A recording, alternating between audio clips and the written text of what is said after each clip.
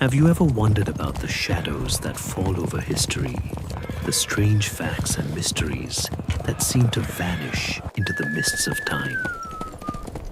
It's a bit like looking at an old faded photograph where you can just make out the shape of something wild and powerful, but the details are completely gone. We have ancient Roman writers who describe these people as being so utterly foreign, so unlike anything they had ever seen, that they wrote about them with a blend of fear and almost fantastical awe. They told stories of warriors who seemed to live entirely on horseback, sleeping and eating there, their faces scarred from a young age, their very appearance inspiring terror in their enemies. The mystery begins here. Where did they come from, and why did they suddenly erupt onto the world stage? Before you get comfortable, take a moment to like the video and subscribe, but only if you genuinely enjoy what I do here. And if you're up for it, why not drop your location and local time in the comments? It's always cool to see how far these stories travel. The earliest inklings of the Huns' existence are so faint and distant, they are more a whisper than a shout, echoing across the vast and empty lands of Central Asia. Historians, like detectives at a cold case, have spent centuries piecing together these fragments. And the prevailing theory, though it's important to remember, this is still a subject of scholarly debate, is that the Huns were the descendants of the Xiongnu. Now, the Xiongnu were a powerful, nomadic confederation who dominated the Mongolian steppe for centuries, a constant, thorn-in-the-side threat to the mighty Han dynasty of China. Think of them as the original boogeymen of the Chinese frontier. They were a force to be reckoned with, but around the 2nd century AD, internal divisions and persistent pressure from the Han led to their disintegration. Some historians believe that a significant portion of these Xiongnu, displaced and in disarray, began a slow, grinding migration westward, a journey that would take generations. This isn't a simple planned trip. It's a vast, sprawling movement of peoples, of tribes and clans, all searching for new pastures, new opportunities, and a new life away from the chaos they left behind. They were, at their core, pastoral nomads. This wasn't a casual choice of lifestyle. It was a way of life perfectly adapted to the unforgiving environment of the steppe. They raised herds of horses, cattle, and sheep, and their entire society was built around this. Their homes were not stone buildings or even permanent villages, but felt tents called yurts, which could be packed up and moved in a matter of hours. Their food was milk, cheese, and meat from their herds, and their diet was so rich in these things that some Roman accounts mention their bodies having a distinct, almost sour odor. It was a life of constant motion, following the seasons and the available grass, a rhythm dictated by nature rather than by any human calendar. And because of this nomadic existence, the Huns became masters of the one thing that defined the steppe, the horse. They were born and raised in the saddle, and their connection to their mounts was almost spiritual. A Hunnic warrior and his horse were a single, terrifying unit, capable of feats of horsemanship that left their more conventionally trained Roman and Germanic counterparts in awe. They would learn to shoot their short, powerful composite bows from horseback with deadly accuracy. Even at a full gallop, they had no need for heavy armor or the rigid formations of Roman legions. Their strength was in their speed, their mobility, and their sudden, overwhelming attacks. The Huns were a kaleidoscope of different peoples, not a single unified race. As they moved west, they absorbed other tribes, Sarmatians, Alans, and various Gothic and Germanic groups, who either joined them willingly or were conquered and assimilated. This created a melting pot of cultures, languages, and fighting styles, all united under the banner of a common and increasingly dominant Punic identity. It's one of those beautiful and messy historical truths. Empires are rarely pure. They're built on a foundation of diverse people and ideas, and the Hunnic Empire was no exception. It's hard to imagine. With our modern idea of nations and borders, a group of people so fluid and so vast that they could simply flow across an entire continent. This journey wasn't a sprint. It was a marathon that took over 2 centuries, with each generation pushing a little further west. They were a slow-moving but unstoppable tide, and the world they were heading towards, a world dominated by the 2 halves of the Roman Empire and a patchwork of Germanic kingdoms, was completely unprepared for what was coming. It's a classic case of an irresistible force meeting a very, very movable object, and the chaos that would ensue would completely reshape the map of Europe. The Great Migration of the Huns, that slow and relentless tide we were just talking about, was not some kind of organized military campaign with a clear destination. It was more like a societal drift, a vast collection of clans and tribes and families, all heading in the same general direction.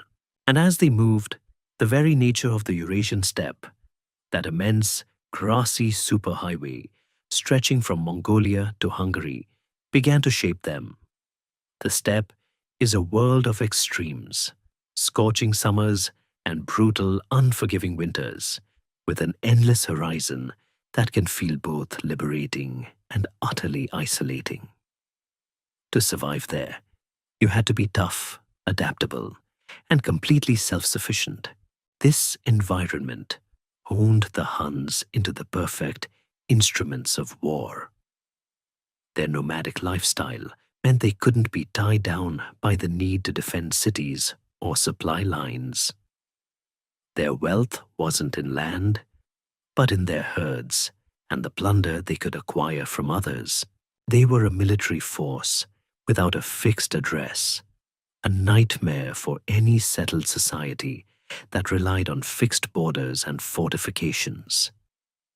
It's a classic case of form following function, where a culture is perfectly shaped by the landscape it inhabits. As they pressed westward, they weren't just moving into empty land. They were pushing aside other tribes who had made the steppe their home for generations. This created a kind of domino effect, a massive chain reaction of displacement. The Huns would arrive on the doorstep of, say, the Alans, who would then be forced to flee, often in the direction of the Roman Empire, creating a wave of refugees and turmoil on the frontier.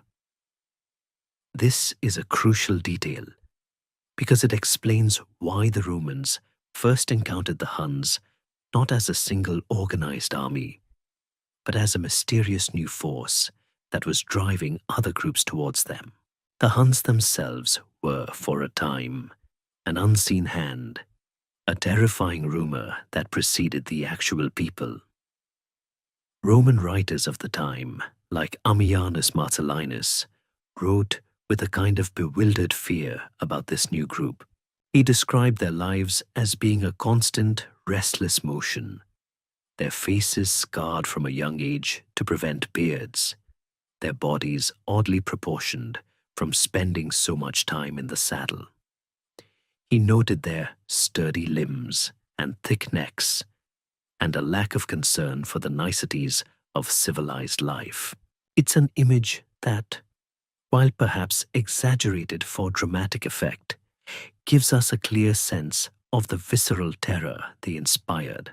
The sheer logistics of this migration are an open question for modern historians. How do you feed and water thousands, possibly tens of thousands, of people and their livestock across such a vast distance for so many decades? It's a logistical puzzle that speaks to the incredible resilience and organizational skills of these people. They weren't just a rabble. They were a society on the move, with their own leaders, their own laws, and a complex system of social organization that allowed them to survive and thrive. It wasn't a single continuous march, but a series of advances and pauses, of seasons spent in new territories before pushing on again. The journey was their reality, their entire world contained within the rhythms of the steppe and the movements of their herds. The Huns' skill at mounted archery and their unusual tactics were a result of this life. They would feign retreat, drawing their enemies out, before turning and unleashing a deadly volley of arrows. This tactic, known as the Parthian shot, was a staple of steppe warfare and utterly confounding to Roman generals trained in the art of close-quarters combat. The Hunnic advance was slow but inexorable, a force of nature more than an army. By the mid-4th century, they had crossed the Volga River and were on the eastern edge of Europe, knocking on the doors of the Gothic kingdoms that had settled there.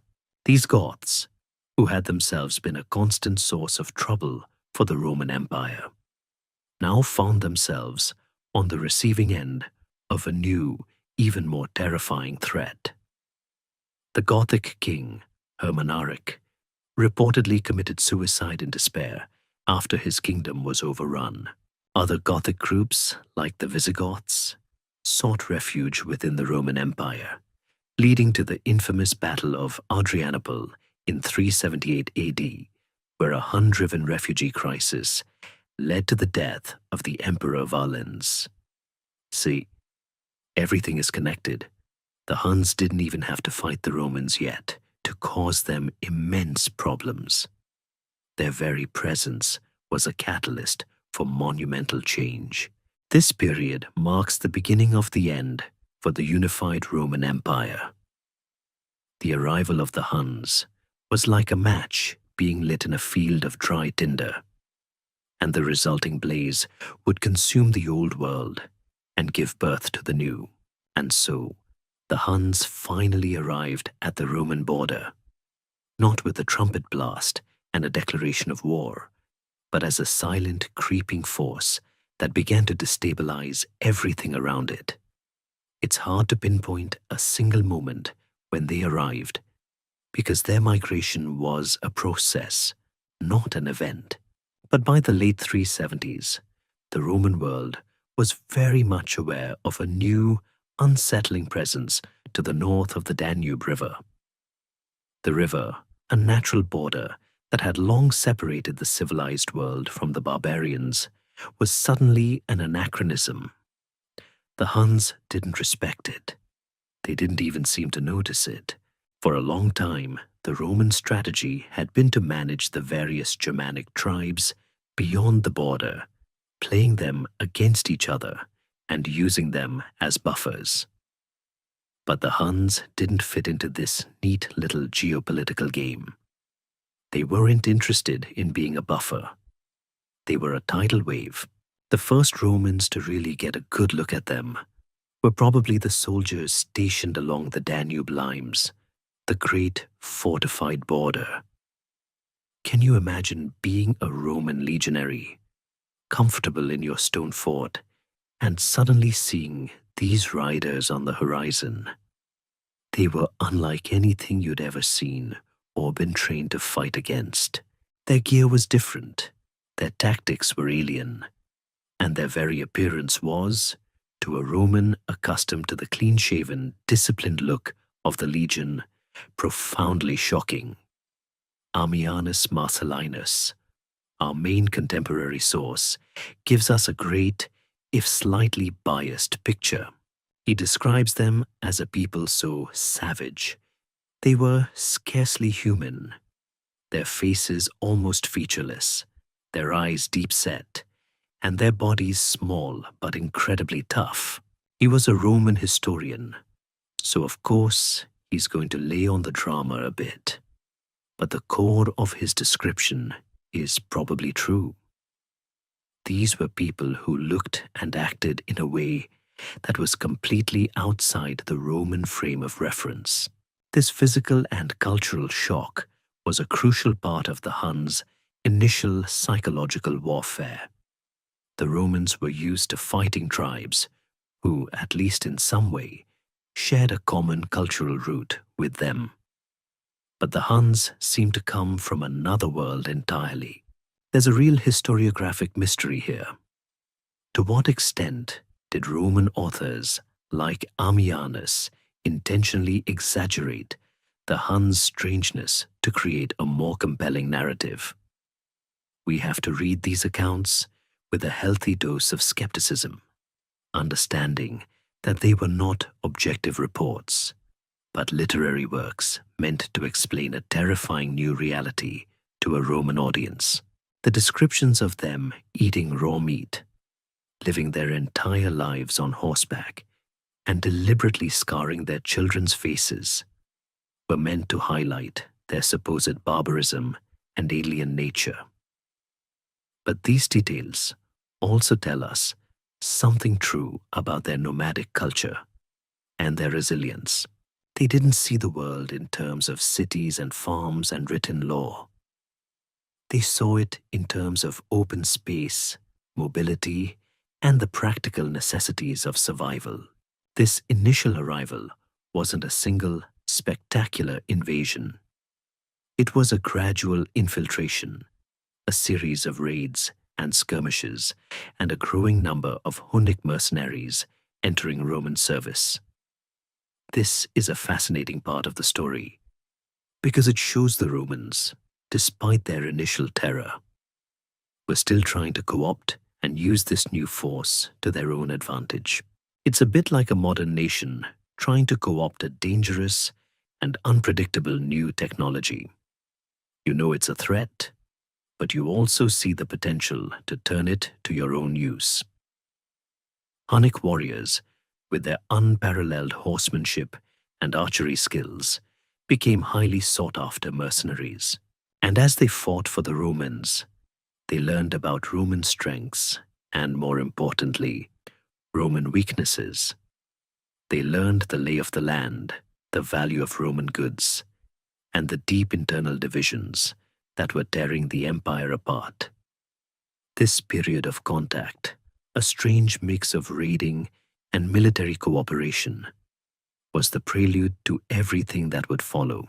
The stage was being set, not for a simple war, but for the fundamental reordering of the known world, a process that had already begun, but was about to accelerate dramatically. The Huns were no longer a rumor. They were a fact, and a very inconvenient one at that.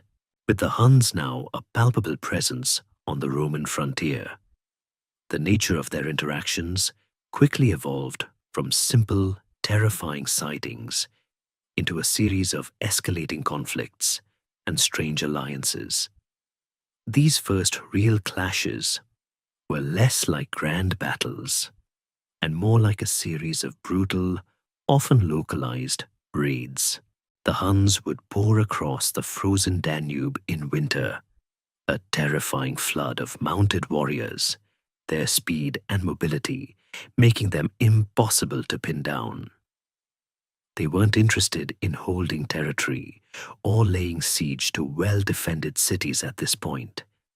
Their goal was simple: plunder.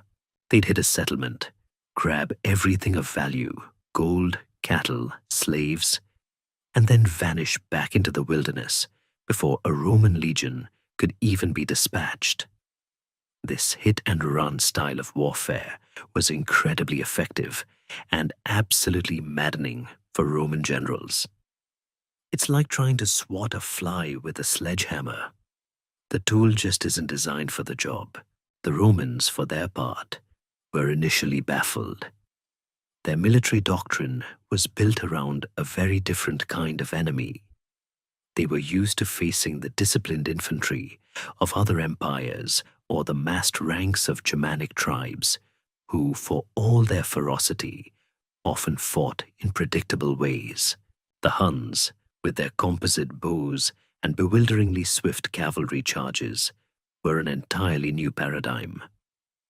The Romans had cavalry, of course, but it was nothing like this. A Hunnic warrior could ride for days with little rest, living off the land and the supplies he carried. Their connection to their horses was so deep that a Hunnic horse, as Roman writers observed, seemed to be part of the warrior himself. This intimate bond made their cavalry not just a unit, but an entire way of life on the move. There is a fascinating scholarly debate about just how much of a military revolution the Huns actually represented. Were they truly a new, unstoppable force? Or were they just a very effective, very mobile version of what had come before? The truth is likely somewhere in the middle, but the psychological impact of their unique tactics cannot be overstated. These early interactions were also a lesson for the Huns. They saw firsthand the immense wealth and, more importantly, the profound weaknesses of the Roman Empire. They learned that the empire wasn't a single, monolithic entity, but a vast and often fractured collection of provinces, with a massive bureaucracy and an army stretched thin across thousands of miles of border. They also saw the internal squabbles between the Western and Eastern Roman empires, and they quickly learned how to exploit these divisions for their own benefit. A Hunnic chieftain might be raiding one side of the border one year and then be hired as a mercenary by the other side the next. This ability to be both a terror and a hired hand was a hallmark of their early relationship with the Romans. They were mercenaries, raiders, and most importantly, a political wildcard. This early period of raids and shifting alliances is crucial to understanding the Hunnic mindset. They weren't driven by a desire for conquest in the way the Romans were. They didn't want to build an empire of roads and aqueducts. Their goal was much more pragmatic: wealth and tribute. They saw the Roman world as a giant, incredibly wealthy piggy bank, and they were the ones with the hammer. Roman officials, initially horrified, quickly realized that it was often cheaper to pay the Huns to go away than to try and fight them. This is the origin of the tribute system, where Rome would pay the Huns a massive amount of gold and goods to keep the peace. This, of course, only incentivized the Huns to come back for more later. It's a bit like giving a bully your lunch money. It might solve the problem for today, but you can be pretty sure he's going to be back tomorrow, and he's going to want more. This set a dangerous precedent, turning the Huns from a mere threat into a full-fledged financial and political headache for the entire Roman world. Amidst this chaotic mix of raiding, tribute, and military service, a strange religious dynamic began to emerge that further highlights the unique, almost alien nature of the Hunnic presence. The Huns themselves had no single, organized state religion. Their beliefs were animistic, a form of shamanism rooted in their nomadic life, with a reverence for the sky, the land, and ancestral spirits. It was a spirituality deeply connected to the natural world, without priests, temples, or dogmatic texts. This left a kind of religious vacuum that was quickly filled by the Roman world, but in a way that was completely unexpected. As the Huns absorbed various Germanic tribes, particularly the Goths, they also absorbed some of their beliefs. And a huge number of these Goths were not what we would call mainstream Christians. They were Arians. Arianism was a form of Christianity that differed from the mainstream or Nicene version on a crucial theological point: the nature of Jesus Christ. While Nicene Christians believed that Jesus was of the same divine substance as God the Father, Arians believed he was a separate, created being subordinate to God. This might sound like a minor detail, but it was a central and incredibly bitter point of contention that had been tearing the Roman Empire apart for centuries. The Arian Goths, pushed around by the Nicene Romans and fleeing the Hunnic advance, ended up in a position of religious and political flux. When the Huns began to interact with these Arian groups, they didn't necessarily convert to Arianism themselves. Instead, they just sort of absorbed the people. Hunnic leaders, being pragmatic, weren't concerned with the intricacies of Christological debates. They were interested in military power, tribute, and controlling people. The religious beliefs of their new subjects were, for the most part, a matter of indifference. This created a fascinating and deeply complex religious landscape within the Hunnic Confederation. You would have Hunnic shamans coexisting with Arian priests, and likely a smattering of pagan Roman beliefs thrown into the mix. This lack of religious uniformity, while a source of weakness in a settled society, was a source of strength for the Huns. It meant they didn't have to fight a religious war against their subjects. They could simply rule them, leaving their beliefs alone. This religious confusion is a major open historiographic mystery. We have very few, if any, direct sources from the Huns themselves about their beliefs. We are entirely reliant on the accounts of Romans who were almost universally Nicene Christians, and who saw Arianism as a dangerous heresy and Hunnic paganism as outright devil worship. These sources paint a picture of the Huns as being either utterly godless or, at best, having a very primitive and misguided faith. But what did the Huns themselves believe? We can only guess. We know they practiced divination and believed in omens. We know their leaders were often associated with divine favor or magical power. But we don't have a Hunnic Bible or a Hunnic Quran. Their religion, like so much of their history, is a ghost story, a series of hints and suggestions rather than a complete picture. The interaction between Hunnic paganism and Arian Christianity also highlights a larger point about the decline of the Western Roman Empire. As the empire weakened, the various Germanic successor kingdoms that would one day take its place were often Arian, not Nicene. The Huns, by destabilizing the Roman borderlands and pushing these Arian groups around, played a direct role in shaping the religious future of Europe. Their arrival helped to create a patchwork of different Christianities, a religious mosaic that would take centuries to resolve. It's a subtle but profound historical fact that their pagan, shamanistic, and politically opportunistic approach to religion had a massive and still debated impact on the religious future of an entire continent. With the Huns now a permanent and increasingly menacing fixture on the horizon, the Roman world needed a way to make sense of this new terror. And so, a powerful and lasting myth began to take shape, one that would color the way the Huns were perceived for centuries to come.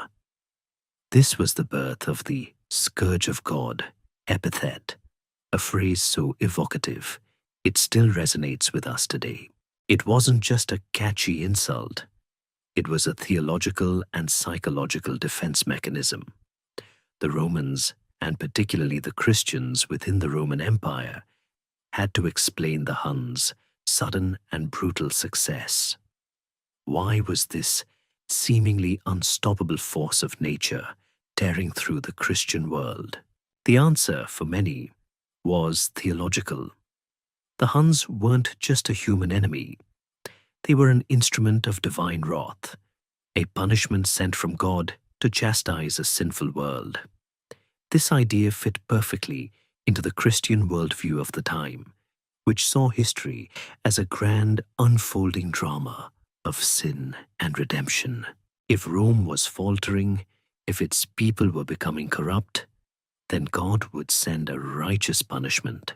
And what better punishment than a force so alien, so terrifying, and so completely outside the boundaries of civilization as the Huns? This narrative allowed the Romans to make sense of their own weakness and the Huns' power without having to admit that maybe, just maybe, the Huns were simply better at fighting. It was a way of saying, we're not losing because we're weak. We're losing because we're being punished.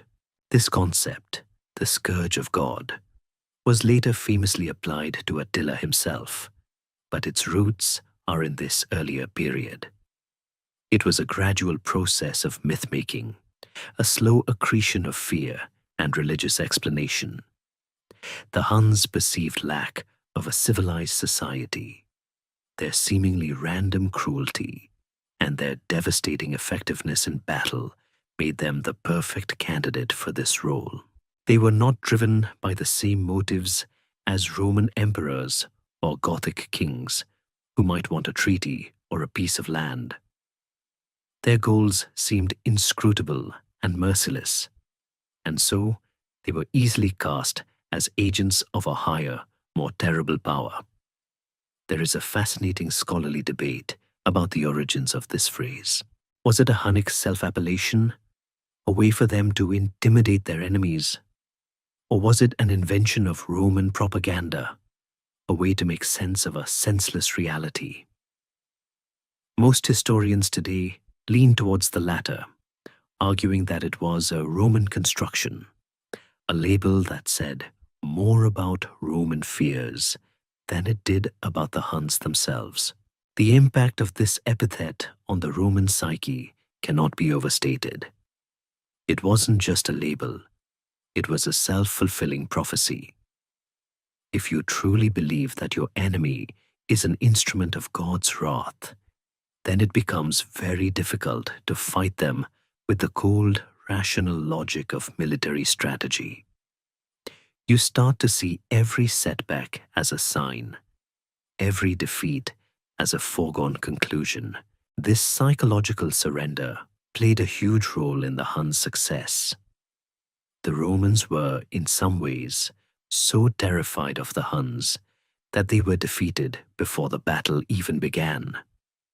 It's the ancient equivalent of a media campaign, but with the added weight of religious certainty. This myth-making also set the stage for how Attila would be remembered. When he eventually takes the reins, he won't be seen as just another barbarian king. He will be seen as the ultimate manifestation of this divine punishment, a figure of almost biblical proportions. His name, Attila, would become synonymous with terror and destruction, a name whispered in fear for generations to come. The groundwork for this was laid in this earlier period, in the years of confused Roman encounters and the desperate search for an explanation. The Huns' very existence was an uncomfortable truth, and the Roman solution was to turn it into a comfortable lie, a story about divine retribution that made the world make a little more sense, even as that world was falling apart. In the midst of this terror and myth-making, the Huns themselves were undergoing a crucial transformation. They were no longer just a loose confederation of raiders. They were beginning to consolidate, to move from a series of disparate clans into a more cohesive, and therefore more dangerous, political entity. This period roughly from the late 4th to the early 5th century, is often overlooked in favor of the more dramatic events to come. But it's absolutely vital to understanding how a group of nomads went from a regional nuisance to a continental superpower. It was a time of consolidation, of the rise of powerful early leaders who began to forge a genuine state out of a collection of tribes. The names of these early Hunnic chieftains are often lost to history, or at least to the Roman records that survived. We get glimpses of them, figures like Donatus, Caraton, and Octar, who pop up in the sources as both terrifying enemies and hired allies. They were the ones who began to establish a kind of rudimentary political structure. They weren't emperors in the Roman sense, with palaces and a complex bureaucracy. Their power was personal, based on their charisma, their skill in battle, and their ability to command loyalty and bring in plunder.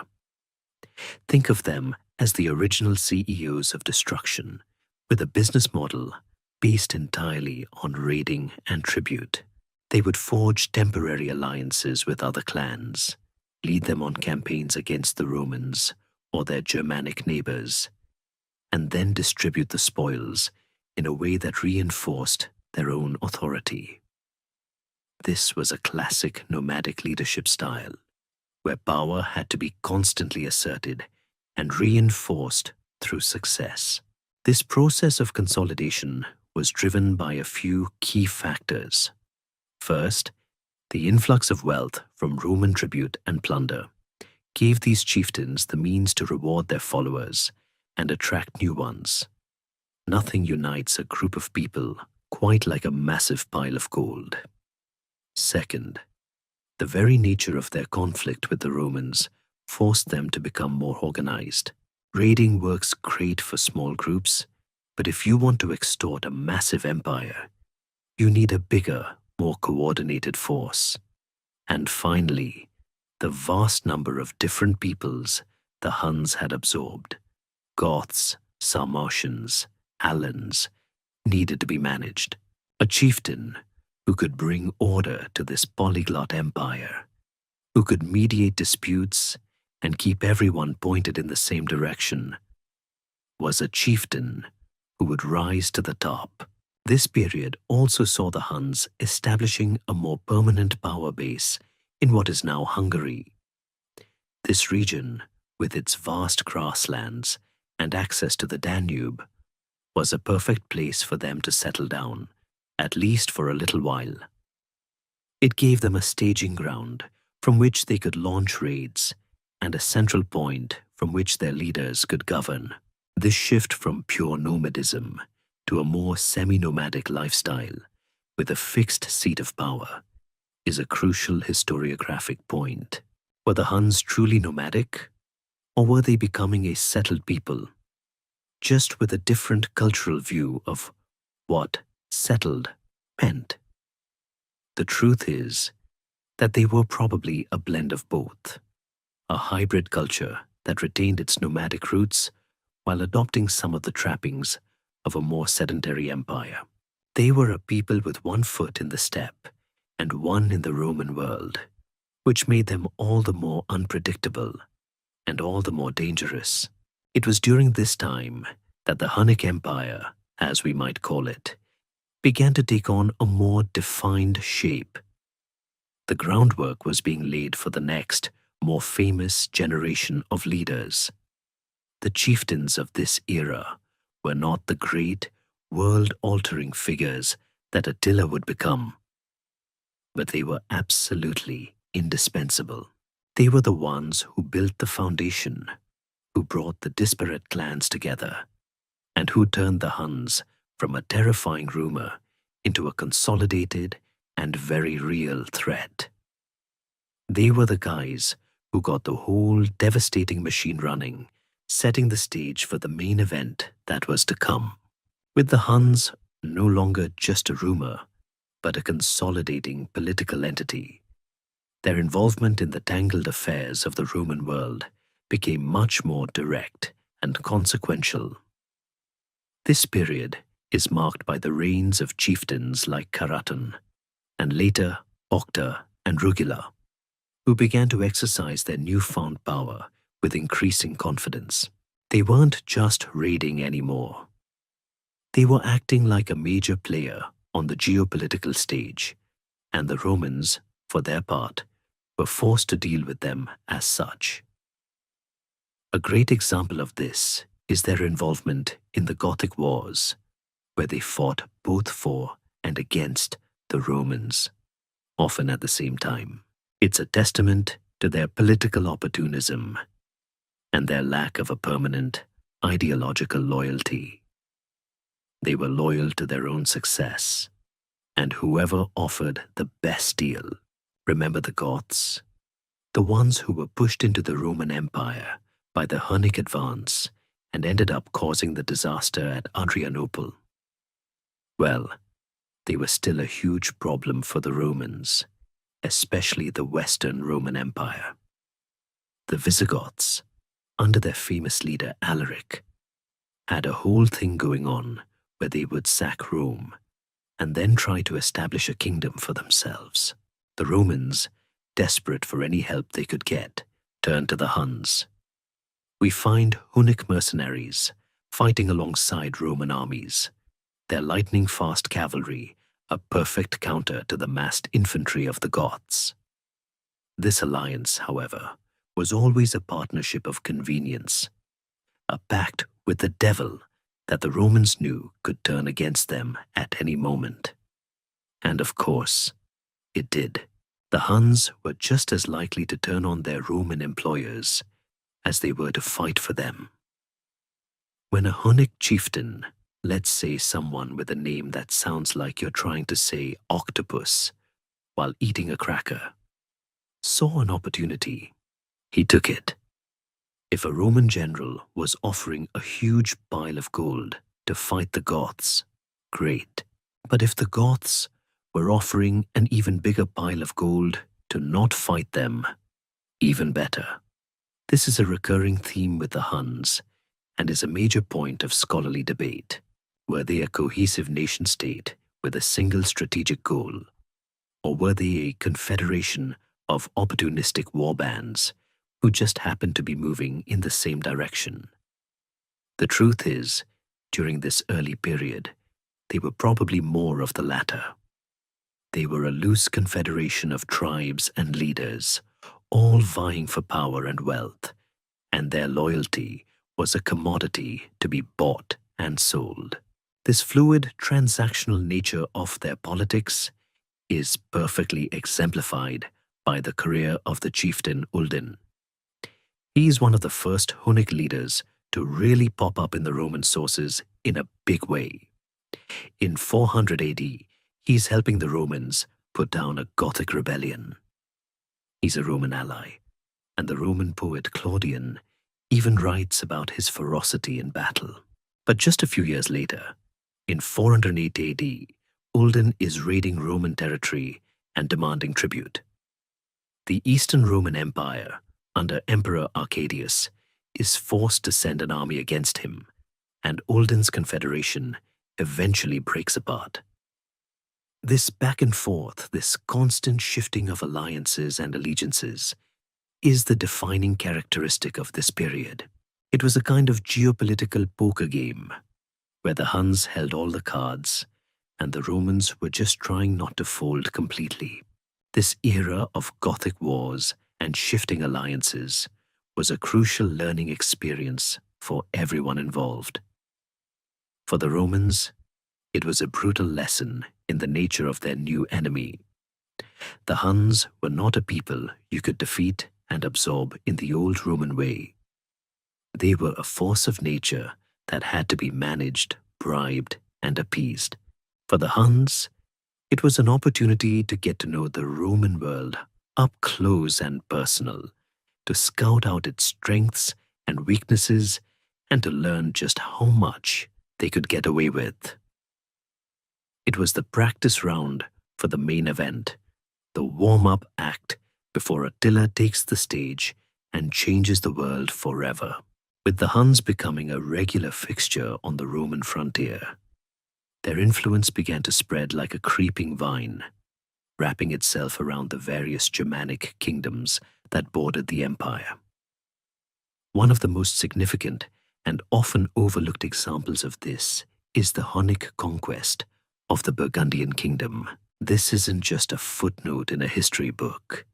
It's a major event on the Roman frontier that tells us a lot about the growing power and ambition of the Huns, and how they were slowly but surely beginning to act less like opportunistic raiders and more like an organized conquering force. This is the stuff of legends, literally, as this event forms the basis for parts of the famous German epic, the Nibelungenlied. The Burgundians were a Germanic tribe who had, with Roman permission, settled in the Rhineland region around the city of Worms. They were a foederati of the Western Roman Empire, which meant they were essentially Roman allies paid to guard the frontier against other barbarians. It was a classic Roman strategy: outsource the heavy lifting of frontier defense to someone else. But this arrangement worked only as long as the Roman Empire was strong enough to enforce its will. By the 430s, the Western Roman Empire was in a state of terminal decline, and a new, more powerful force was rising to the east. The Huns, under their leader, Rugila, whose name sounds a bit like an old-timey wrestler, was a Hunnic chieftain who had been busy consolidating power and making himself a major player in the region. He wasn't Attila yet, but he was a crucial stepping stone. He saw the Burgundians not as allies to be managed, but as a wealthy and well-placed target. They were settled, they had land, and they had treasure. They were, in short, ripe for the picking. And so, in 436 AD, Rugila unleashed a Hunnic army on the Burgundian kingdom. The details of the campaign are hazy, as we're once again relying on Roman sources who were more interested in the aftermath than the nitty-gritty of the fighting. But the outcome is not in doubt. The Burgundians were completely and utterly defeated. Their king Gunther was killed, and a huge number of his people were slaughtered. This was a major event for a few reasons. First, it showed that the Huns were now capable of not just raiding, but of completely destroying a settled kingdom. They weren't just a temporary problem, they were a permanent threat. Second, it changed the balance of power on the Roman frontier. With the Burgundians gone, a crucial Roman buffer state was eliminated, creating a power vacuum that the Huns were all too happy to fill. Finally, and perhaps most fascinatingly, this event had a lasting cultural impact. The Burgundian destruction became a foundational myth for later German heroic literature. The story of King Gunther and his heroic defeat at the hands of the Huns was a powerful and tragic tale, one that would be retold and reinterpreted for centuries. It's a great example of an open historiographic mystery. How much of the epic poems and sagas are based on a historical reality, and how much is later embellishment? It's a question historians and literary scholars still debate, but the core event, the destruction of the Burgundians by the Huns, is a solid fact. This victory over the Burgundians was more than just a conquest. It was a statement of intent. The Huns, under Rugila, were no longer content to be paid off or to act as mercenaries. They were now in the business of empire building, of conquering and controlling their neighbors. The stage was being set for the next, more famous act. The Huns had a stable base of power, a proven track record of conquest, and a growing reputation for being an unstoppable force. All they needed now was a leader who could take all of this potential and turn it into a world-shaking reality. And that leader was already waiting in the wings. The period following the destruction of the Burgundians marks the high point of Hunnic power before the arrival of Attila. This was the reign of Rugila, a chieftain who, while less famous than his nephew, was absolutely instrumental in setting the stage for Attila's conquests. Rugila's name often gets a bit lost in the shuffle of history, but his time as leader, from roughly 425 to 434 AD, was a crucial era of consolidation, expansion, and growing dominance. He took the disparate Hunnic groups that had been slowly coalescing and turned them into a single, formidable power, a kind of Hunnic proto-empire with a clear and very inconvenient seat of power in what is now modern-day Hungary. Rugila's genius was not just in warfare, though he was certainly good at it, as the Burgundians found out. His real skill was political. He understood that to be a true power, the Huns needed a permanent base from which to operate. The vast plains of Hungary, with their endless grasslands and strategic position on the Danube, were the perfect place. It gave him a central location to gather his forces, to store the massive amounts of tribute and plunder he was extorting from the Roman empires, and to rule over the various Germanic and Slavic tribes that had been absorbed into the Hunnic Confederacy. This was a significant departure from the earlier, more purely nomadic lifestyle. The Huns were still a mobile people, of course, but they now had a center of gravity, a heartland that made them much more of a conventional political threat. Under Rugila, the system of tribute that the Romans had so foolishly started paying was perfected. He wasn't just raiding anymore. He was extorting with a kind of bureaucratic efficiency. Roman sources from this time mention embassies being sent to Rugila's court, a sure sign that the Huns were being treated as equals, or even superiors, to the Roman emperors themselves. The Romans were paying Rugila an annual subsidy, a kind of protection money, to keep his armies from raiding their borders. This was an incredibly humiliating situation for an empire that had once considered itself the master of the world. It showed everyone, both inside and outside the empire, who was really in charge in this part of the world. The Huns had, in a sense, turned the tables on the Romans, forcing the great empire to pay them for their own peace. It's like a protection racket, but on a continental scale, with the Huns as the mob boss. Rugila's power was also a testament to his ability to manage the succession. He didn't just have one son to inherit his power. He had a number of powerful nephews, including two who would become incredibly famous, Attila and Bleda. Rugila, in a move that shows his political acumen, seems to have groomed them for leadership, teaching them the art of Hunnic politics, diplomacy, and warfare. He was the one who set the stage for their co-regency. It's a great example of an open historiographic mystery. How exactly did the Hunnic leadership system work? Was it a clear line of succession or a constant power struggle between rival factions? The truth is probably a mix of both, but Rugila's reign shows a period of relative stability where a single powerful leader was able to hold everything together. When Rugila died in 434 AD, it wasn't the end of Hunnic power. It was the beginning of its zenith.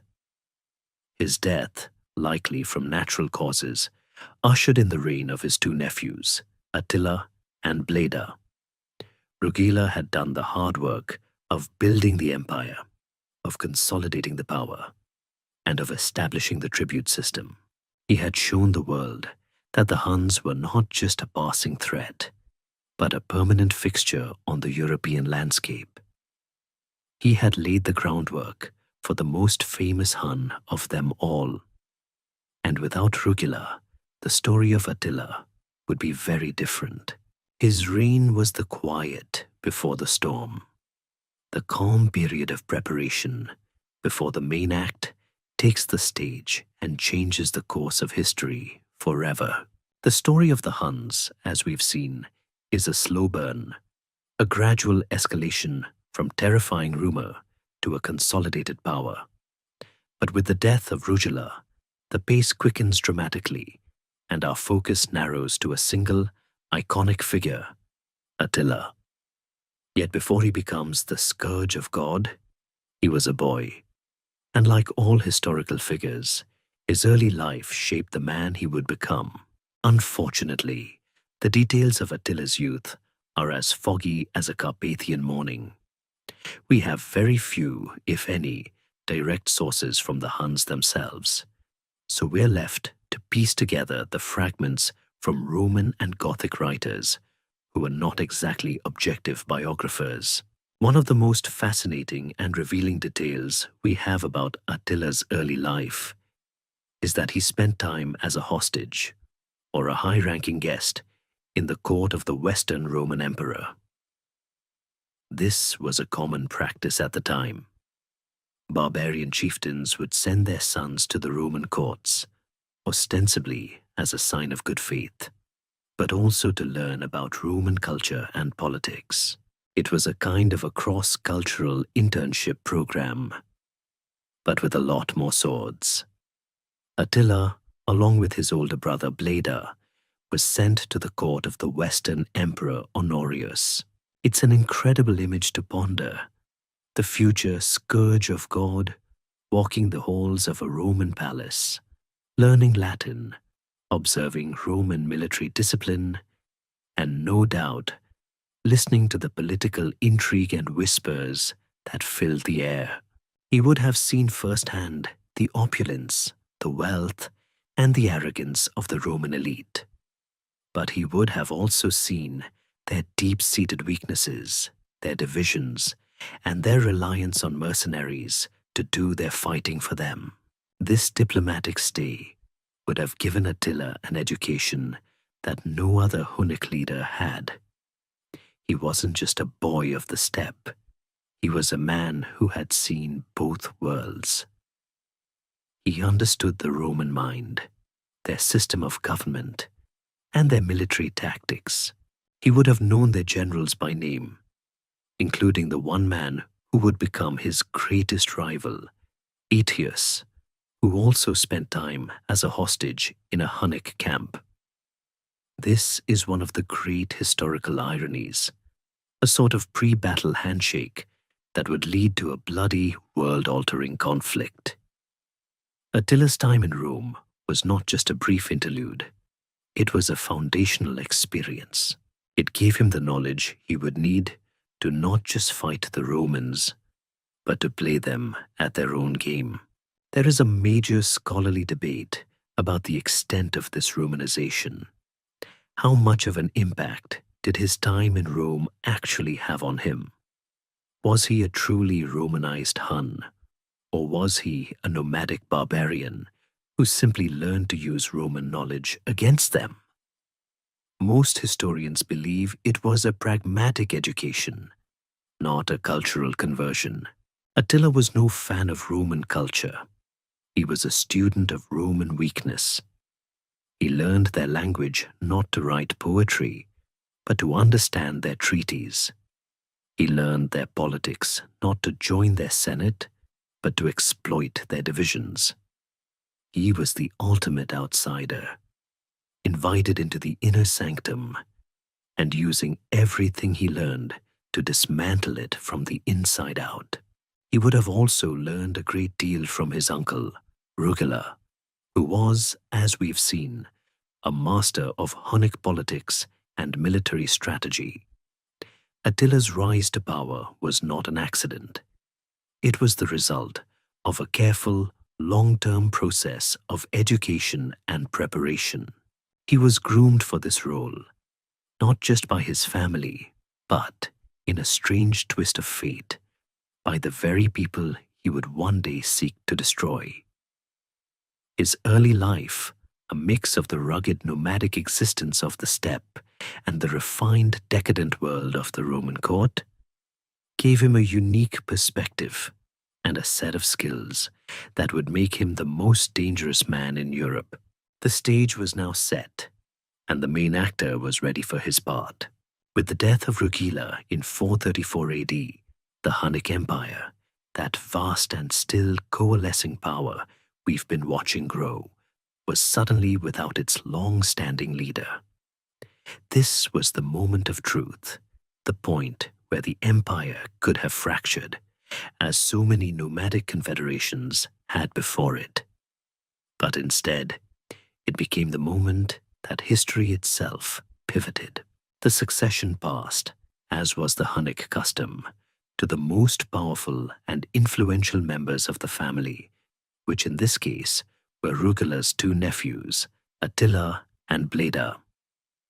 They would rule jointly as co-regents, a kind of diarchy that seemed to work for a few years, but it was never going to last. The two brothers were, by all accounts, quite different. Bleda, the older brother, is a bit of a historical mystery.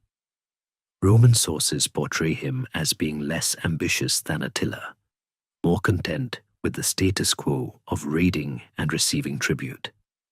He was a capable leader for sure, but he didn't seem to have the same grand, world-altering vision as his younger brother.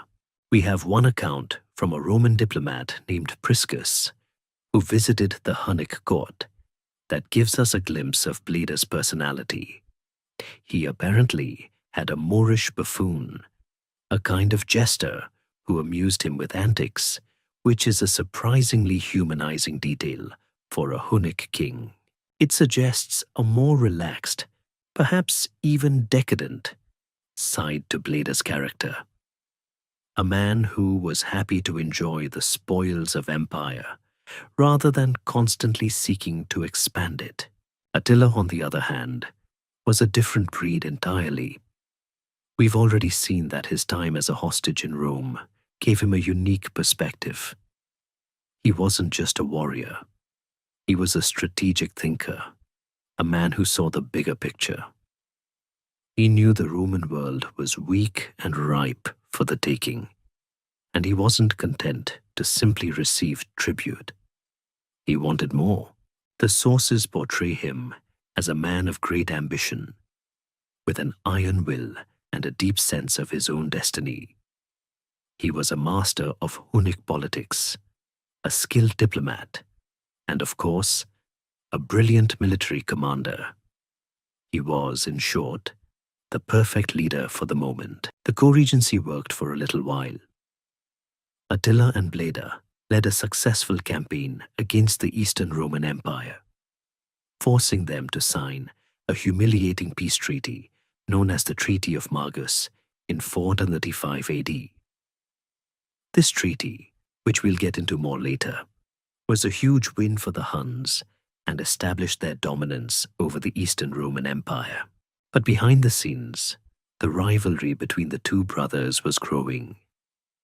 Attila, with his greater ambition and more aggressive vision, was always going to be the more dominant figure. The sources are, of course, a bit fuzzy on the details of what happened next, but the outcome is not in doubt. Around 445 AD, Bleda was dead. The official Hunnic story was that he died in a hunting accident, which is a bit like saying someone fell out a window in a crime movie. It's almost never an accident. The Roman sources and most modern historians are almost certain that Attila had his brother murdered. This act, the elimination of his co-ruler, was the final step in Attila's consolidation of power. He was no longer just a leader. He was the sole ruler of the Hunnic Empire. He had removed his last internal rival and now had complete, unchallenged authority. This was the moment the Scourge of God was truly born. With Bleeder out of the way, Attila was free to pursue his own, much more ambitious agenda.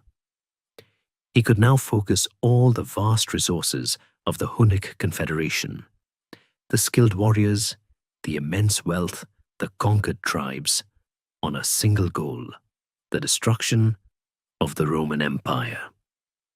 The stage was no longer just set. The curtain was up, and the main act was about to begin. With Bleeder conveniently out of the picture, Attila was now the undisputed master of the Hunnic Empire, and he wasted no time in turning his terrifying attention back to the Roman world. The first target was the Eastern Roman Empire, also known as the Byzantine Empire, with its capital in Constantinople. Attila knew from his time as a hostage that the Eastern Empire, despite all its immense wealth, was a brittle and bureaucratic machine, prone to internal squabbles and deeply vulnerable to a fast, mobile force like the Huns. His first major campaign was a masterclass in Hunnic military strategy and a brutal demonstration of his power.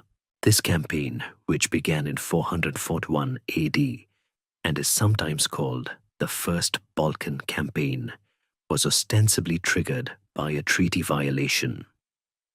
The Romans had, according to Attila, failed to pay a tribute installment, and even worse, had stolen some Hunnic graves and the treasures within them. Whether this was a real grievance or just a convenient pretext is a major point of scholarly debate, but in the end, it hardly mattered. Attila had a reason, or at least a good excuse, to go to war, and that was all he needed. He launched a massive coordinated attack across the Danube frontier, a far more organized and devastating assault than any Hunnic raid that had come before. The Hunnic army, under Attila's command, was not just a collection of Hunnic warriors. It was a coalition of forces, a polyglot army of various Germanic, Gothic, and Slavic tribes who had been conquered and now fought under the Hunnic banner. This was a massive multinational force, all united by Attila's leadership and the promise of plunder. They swept through the Balkans like a hurricane, sacking and burning cities and completely overwhelming the Roman defenses. The Roman army in the region, which was largely composed of infantry, was completely outmatched by the Hunnic cavalry. Roman fortifications, which had for centuries been the ultimate military technology of the age, were suddenly obsolete. The Huns, with their siege engines and relentless determination, proved they could take walled cities just as easily as open fields. This is an important detail, as it shows the Huns were not just a force of light cavalry. They were a complete army capable of a variety of military actions. The campaign was a brutal success. The Huns sacked dozens of cities, including key centers like Nisus, which was so thoroughly destroyed that, according to the Roman diplomat Priscus, it was still a ruin years later, with bones scattered everywhere. The Eastern Emperor, Theodosius II, was completely at a loss. His armies were shattered, his provinces were in flames, and he had no way of stopping the Hunnic advance. He tried to raise a new army, but it was too little, too late.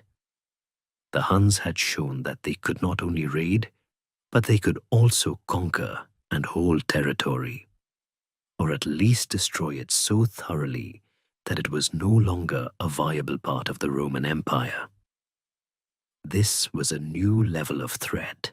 The campaign ended not with a final decisive battle, but with a diplomatic surrender.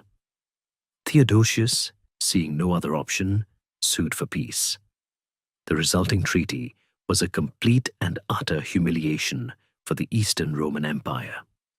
The tribute they had to pay was tripled, from 700 pounds of gold a year to over 2,100, and they had to hand over huge amounts of other goods and land. This was a clear sign that the Huns were now the dominant power in the region, and the Eastern Roman Empire was little more than a vassal state. Attila had not only defeated the Romans militarily, he had broken them financially and psychologically. The campaign was a perfect opening act for a leader who would soon become synonymous with total and absolute victory.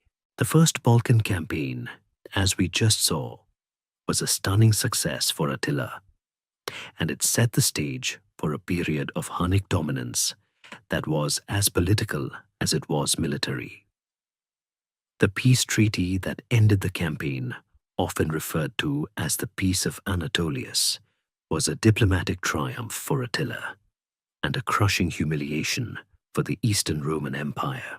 It's a great example of how Attila was not just a mindless barbarian, but a shrewd and calculating statesman who knew how to use both a sword and a pen to get what he wanted. The terms of the treaty were, to put it mildly, brutal. The Eastern Roman Emperor, Theodosius II, was forced to pay an immediate, massive indemnity of 6,000 pounds of gold, and he had to triple his annual tribute payments from 700 to 200 pounds of gold. Think about that for a second. That's a huge, almost unconscionable sum of money, and it demonstrates not only the wealth of the Eastern Roman Empire, but also the desperation of their position. But the treaty didn't stop there. The Romans also had to agree to a kind of diplomatic and territorial surrender. They had to evacuate a large strip of land south of the Danube, creating a kind of Hunnic buffer zone. And they had to promise not to harbor any fugitives or deserters from the Hunnic Empire. This last point is particularly important, as it showed that Attila was now a ruler with a genuine claim to the loyalty of his subjects, a claim that the Romans were forced to recognize. This period of forced peace, which lasted for several years, was a fascinating time in the relationship between the two empires. The Eastern Roman Empire was a kind of tributary state, constantly looking over its shoulder, hoping that Attila wouldn't find a new reason to attack. The Romans tried to play diplomatic games, to assassinate Attila, and to plot against him in various ways, all of which Attila, with his network of spies and informants, seemed to know about. The famous Roman diplomat Priscus gives us an incredible glimpse into this world in his account of his embassy to Attila's court. He describes a world that is at once alien and surprisingly familiar. He talks about Attila's log and plank palace, which was far from the marble and gold of Constantinople, but was still a seat of immense power. He describes banquets where Attila himself ate from a wooden plate while his guests ate from silver, a demonstration of his personal asceticism and his power. It's a great example of an open historiographic mystery. To what extent did Attila's personal habits and lifestyle reflect a genuine Hunnic asceticism, or were they a deliberate theatrical display of power and contempt for Roman decadence? We can only speculate. The Peace of Anatolius was not just a one-off deal. It was the foundation of the Hunnic-Roman relationship for the next few years. It was a clear and unambiguous statement that Attila was the most powerful man in Europe, and that the Eastern Roman Empire was now a second-rate power, a cash cow to be milked for as long as it was profitable. This allowed Attila to turn his attention to other matters. He could, and would, turn his attention to the Western Roman Empire, with a confidence and a sense of power that he had earned through his brutal and incredibly effective campaign in the Balkans. The Romans had tried to fight him, and they had failed. They had tried to outwit him, and they had failed. Now, all they could do was wait and hope that he would be satisfied with their gold. But as we all know, a bully is never satisfied, and Attila was the biggest bully of them all, with the Eastern Roman Empire reduced to a kind of tributary state. Attila's power was at its zenith, and the Roman world was forced to interact with him in a way it never had before, as a diplomatic equal, or even a superior.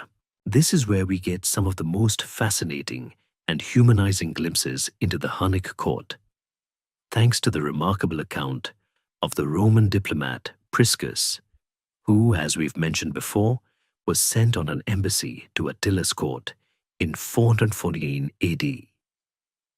This wasn't just a simple visit. It was a desperate attempt by the Eastern Roman Emperor Theodosius II to get out from under Attila's thumb. He wanted to try and renegotiate the crushing tribute payments, and in a truly ill-conceived move, was secretly trying to arrange Attila's assassination. The whole thing was a ticking time bomb of Roman ineptitude and Hunnic power. Priscus's account is a masterpiece of ancient travel writing, a window into a world that had, for so long, been a complete mystery to the Romans. He describes the long, arduous journey from Constantinople to Attila's capital, which was a kind of massive, semi-permanent encampment in the Hungarian plains. He describes the wooden fortifications, the simple log houses, and the vast numbers of people.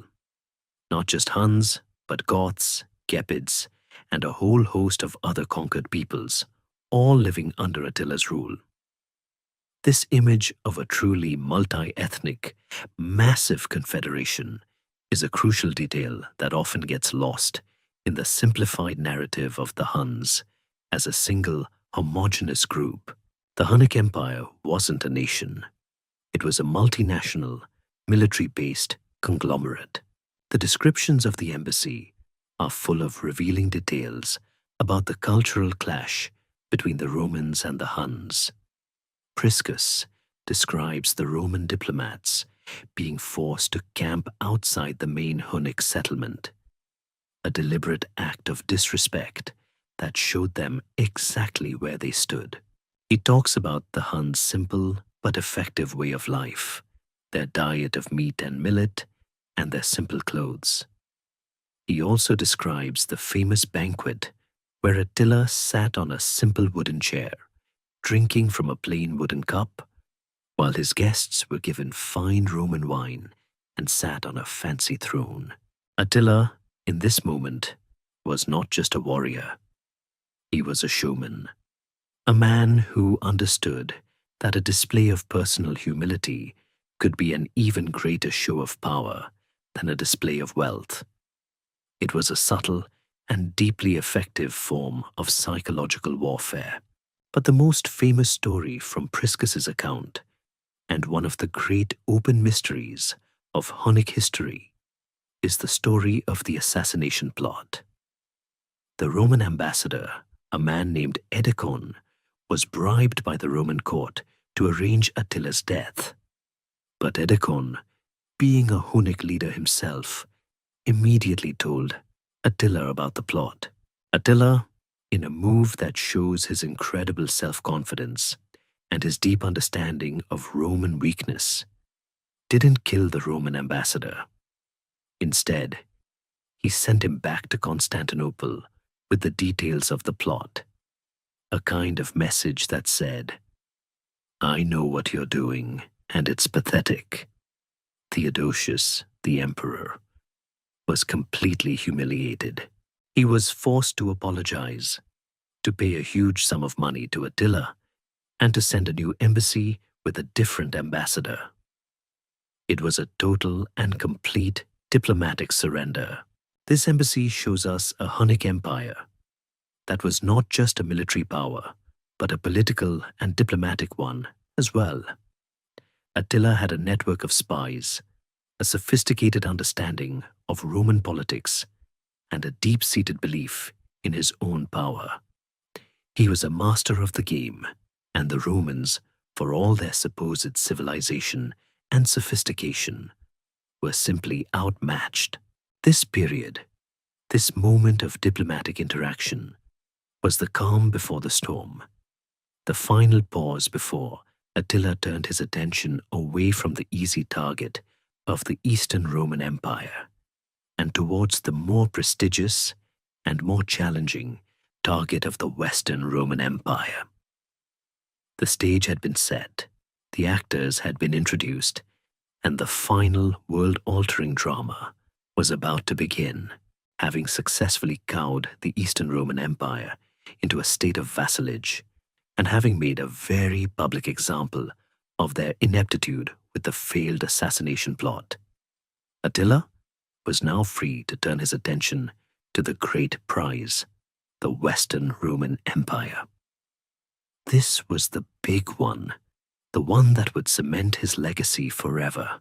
But why did he decide to invade Gaul in 451 AD? The reasons are a fascinating blend of personal animosity, political opportunism, and what can only be described as a bizarre piece of royal intrigue involving an engagement ring. The personal animosity part is easy. Attila's main rival in the Western Roman Empire was a man named Flavius Aetius, a Roman general who was, for all intents and purposes, the last great Roman general in the West. Aetius, as you'll remember, had spent time as a hostage in a Hunnic camp and knew the Huns intimately. He had even used Hunnic mercenaries to put down various rebellions in the empire. He and Attila knew each other, and there was a kind of mutual respect and rivalry between them. This wasn't a war between faceless empires. It was a showdown between two great men who knew each other's strengths and weaknesses. Aetius was the one man who could possibly stand up to Attila, and Attila knew it. The political opportunism part is also clear. The Western Roman Empire was a mess. It was slowly crumbling from within, with various Germanic tribes now carving out their own kingdoms in its former provinces. The Visigoths were in Gaul, the Vandals were in Africa, and the Burgundians were, well, you'll remember what happened to them. Attila saw a fragmented empire, an empire of squabbling rivals and weak leaders, and he knew it was ripe for conquest. He could play these various groups against each other, using their own divisions to his advantage. The Western Roman Empire wasn't a single, monolithic foe. It was a mosaic of weaknesses, and Attila was the perfect man to exploit them. But the most bizarre reason, and one of the great open historiographic mysteries of the period, is the story of Honoria. Honoria was the sister of the Western Roman Emperor, Valentinian III. She was a woman of some ambition, and she had a love affair with a chamberlain that was, shall we say, not looked upon kindly by her brother. To punish her, Valentinian confined her to a life of celibacy and religious piety. Honoria, being a bit dramatic, decided to call on Attila. She sent a eunuch to the Hunnic court with a ring and a message. She was offering herself as a bride, and she wanted Attila to come and rescue her. Attila, of course, being a master of propaganda, took this as a genuine marriage proposal. He demanded half of the Western Roman Empire as her dowry, a demand that Valentinian, of course, rejected. This gave Attila a pretext, a kind of trump card, to launch his invasion. He could now say he was not just a conqueror. He was a husband-to-be, and he was simply coming to claim what was rightfully his. It's an almost comical turn of events that led to one of the most brutal and bloody invasions in European history. The invasion itself was massive, a huge multi-ethnic army of Huns, Gepids, Ostrogoths, and others, a kind of Hunnic United Nations of destruction. They crossed the Rhine in 451 AD and began to lay waste to Gaul. Attila's goal wasn't just plunder. It was to find and destroy the Visigothic kingdom in Gaul, which was the only real power that could stand up to him. He wanted to eliminate his most dangerous rival, and he wanted to do it on their own turf. The stage was set for a confrontation that would decide the fate of Europe, and the initial movements of the invasion were a terrifying demonstration of Attila's power and ambition. The era of simple raids was over.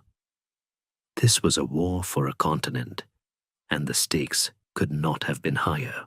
With Attila's massive army pouring into Gaul, the immediate goal became clear. He wasn't just interested in a few scattered villages. His target was the heart of the Visigothic kingdom and the last vestiges of Roman power. The first major obstacle in his path was the city of Orleans.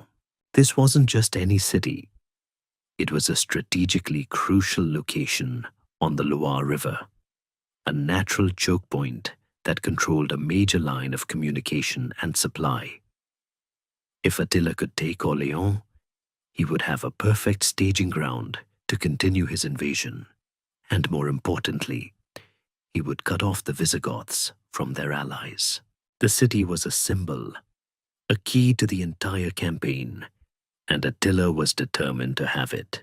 The Siege of Orleans is one of the most dramatic moments in the Hunnic invasion of Gaul, a story that blends historical fact with a healthy dose of later legend. The city was defended by a Roman garrison, but it was primarily a civilian population, with a few brave Gothic fighters who had been sent by their king, Theodoric III. The people of Orleans were, for all intents and purposes, on their own. Attila's army, a terrifying mixture of Hunnic cavalry, Ostrogothic infantry, and Gepids, surrounded the city, and the siege began. The Huns were masters of siegecraft. They were no longer the simple raiders of a century ago. They brought with them siege engines, battering rams, and the sheer force of numbers. The citizens of Orleans, terrified and outmatched, held on, their hope fading with each passing day. The story of the siege is a great example of an open historiographic mystery. To what extent did religious faith and superstition play a role in the defense? Later, Christian sources, particularly the writings of Gregory of Tours, portray the defense of Orleans as a kind of divine miracle. They tell the story of the city's bishop, a man named Anianus, who supposedly prayed for divine intervention and rallied the people with promises of Roman aid. On the very day that the city's walls were breached and the Huns were pouring in, the Roman general Aetius and the Visigothic king Theodoric arrived with their combined armies, a kind of 11th hour rescue that was, to the people of the city, a clear sign of God's favor. This narrative, while powerful, likely glosses over a more complex and human reality. The truth is that the Roman-Visigothic alliance was probably already on its way, and their arrival was a matter of timing, not a divine miracle. But the story of divine intervention gives us a glimpse into the psychological terror the Huns inspired, and the desperate need for a supernatural explanation for their defeat. The arrival of the Roman Visigothic army forced Attila to do something he was not accustomed to: retreat. He had to abandon the siege and move his forces away from the city. He wasn't running in a panic. He was a strategic genius, and he knew that his position was no longer tenable. He couldn't fight a two-front war, and he knew that a pitched battle was now inevitable. He moved his vast army to a location that he chose, a flat, open plain that would give his cavalry the space they needed to operate. He was preparing for the final showdown, the battle that would decide the fate of his invasion, and in some ways, the fate of the Western Roman Empire itself. The siege of Orleans was a crucial turning point. It showed that Attila's army was not invincible, and that a combined Roman-Germanic force could, with a bit of luck and a lot of courage, stand up to him. It was a moment of hope in a very dark time, a sign that the old world might not be completely lost after all. But the final chapter was yet to be written, and the stage was now set for the most famous and decisive battle of the Hunnic Wars, a battle that would echo through the history books for millennia. With the siege of Orleans abandoned, Attila's mind was now set on a single goal, a decisive pitched battle. He was a master tactician who knew that his strength was in his cavalry, and that a defensive siege was not his style. He moved his army to a vast open plain in Gaul, a place that history now knows as the Catalonian Plains, or sometimes the Fields of Chalons. The exact location of the battle is an open scholarly debate and a real mystery to this day. But the historical fact of the battle itself is not in doubt. It was here, in the year 451 AD, that the armies of two great rivals would finally clash. It would be a battle that would be remembered not just for its scale, but for the fundamental clash of cultures it represented. On one side was Attila's army, a massive, multi-ethnic force of Huns, Ostrogoths, and Gepids, all united under his banner. On the other side was a coalition of forces assembled by the Roman general Aetius. This was a truly remarkable alliance, a kind of last gasp effort by the remnants of the Roman Empire.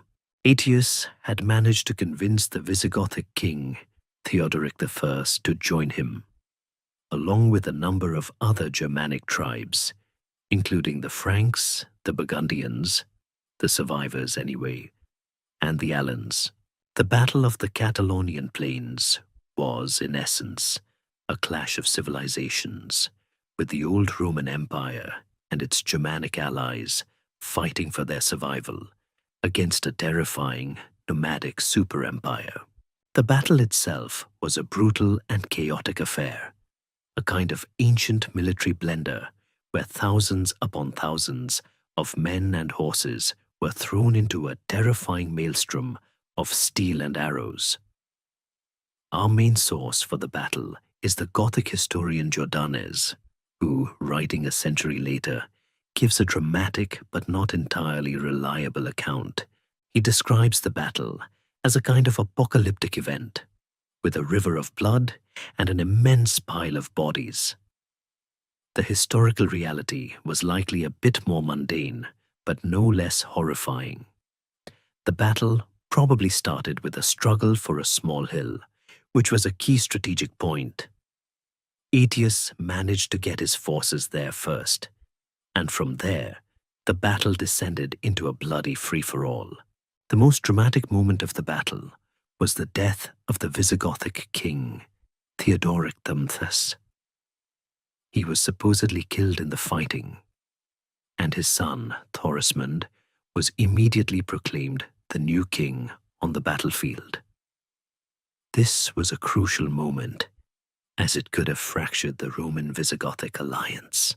Theodoric's son, however, remained loyal to the alliance, a testament to the shared danger they all faced. The battle raged for hours, a brutal back-and-forth affair that left tens of thousands dead on both sides. But in the end, there was no clear winner. The Huns had been driven back, but they had not been defeated. Attila's army was still intact, and he was still a threat. The ambiguity of the battle's outcome is a major point of scholarly debate.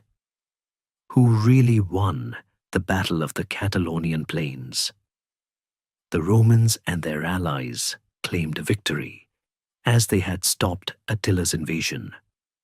But Attila's army had not been destroyed, and he was able to retreat in good order. His power and his reputation still very much intact. The battle was not a decisive end to the war, but a kind of bloody stalemate. It was, however, a turning point. It showed Attila that the Western Roman Empire and its Germanic allies were not the pushover he had thought they were. He could not simply sweep them aside.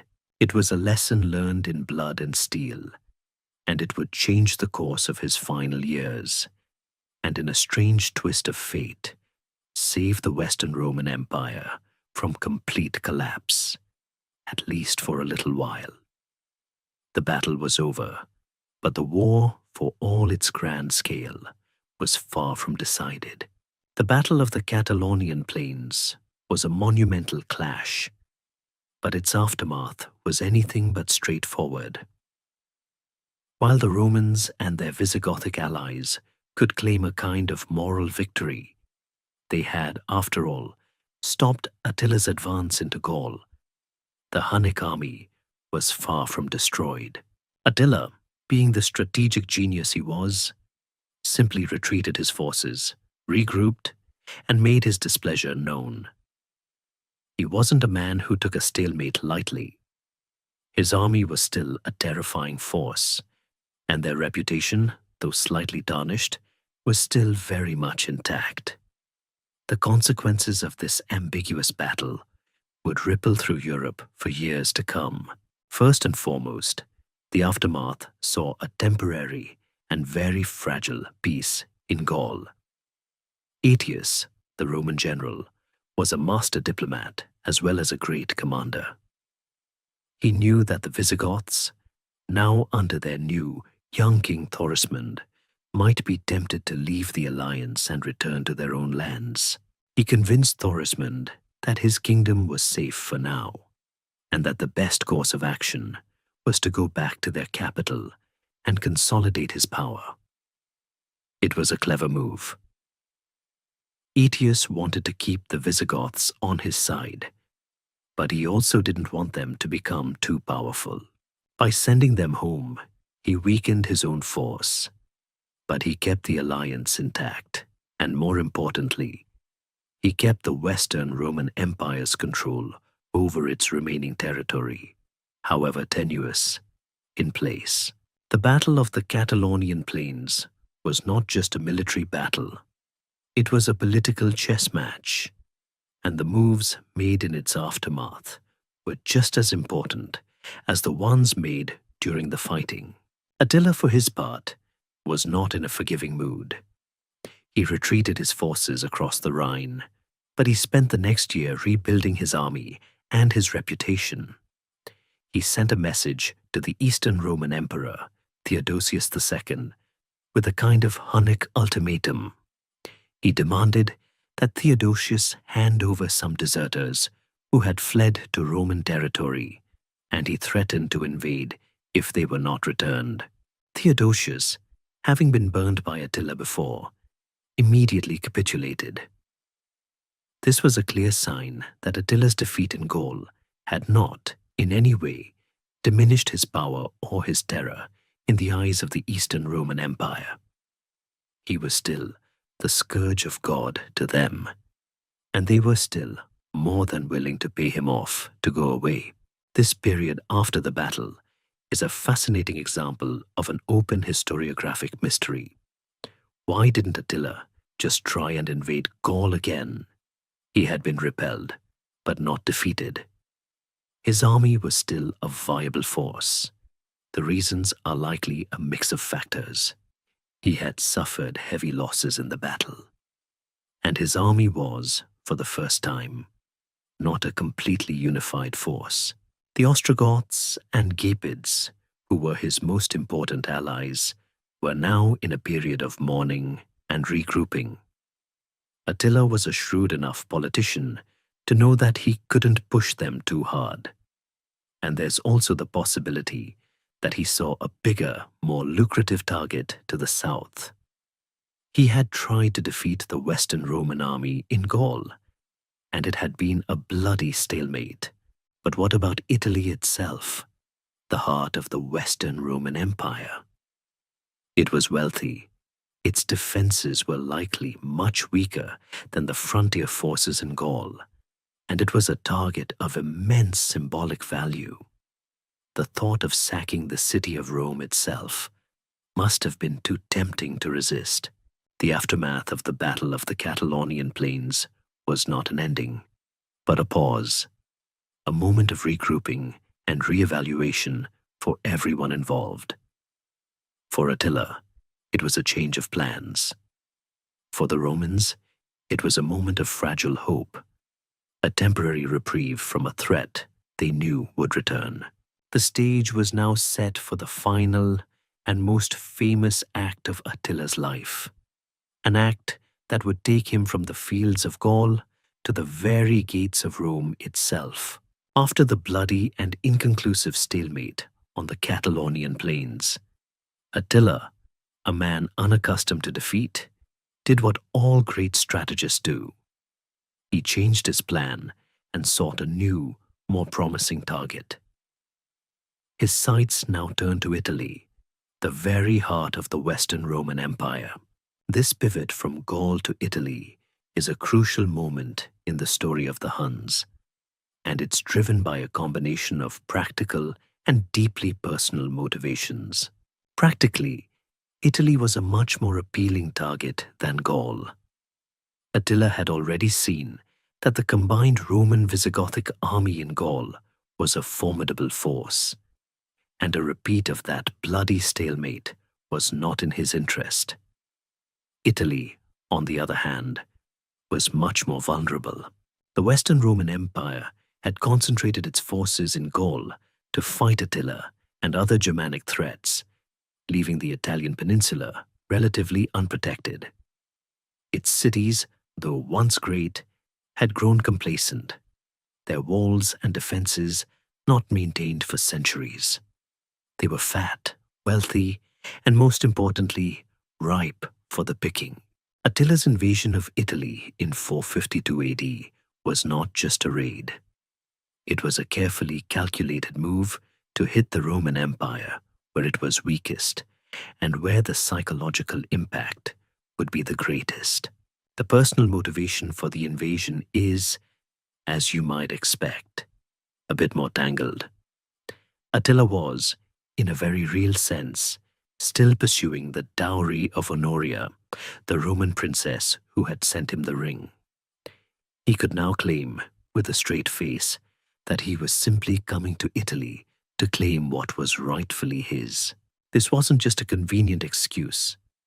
It was a powerful piece of propaganda that allowed him to justify his invasion to his own allies and, in a twisted way, to the Romans themselves. He wasn't just a barbarian. He was a wronged suitor, a man who had been promised a kingdom and was now coming to collect. It's a fantastic example of a leader using a personal slight to justify a military campaign, and it worked brilliantly. The invasion itself was a terrifying display of Hunnic power. Attila and his army poured into Italy, likely crossing the Alps through one of the more eastern passes, and began their march of destruction. This was a different kind of warfare than the one in Gaul. Here, there was no Aetius and no Visigothic army to stand in their way. The Roman military presence was almost non-existent, and the cities of northern Italy were left to fend for themselves. This was a true walkover, a terrifying, unstoppable tide of destruction that left a trail of death and devastation in its wake. The Romans in Italy were completely unprepared for this kind of onslaught.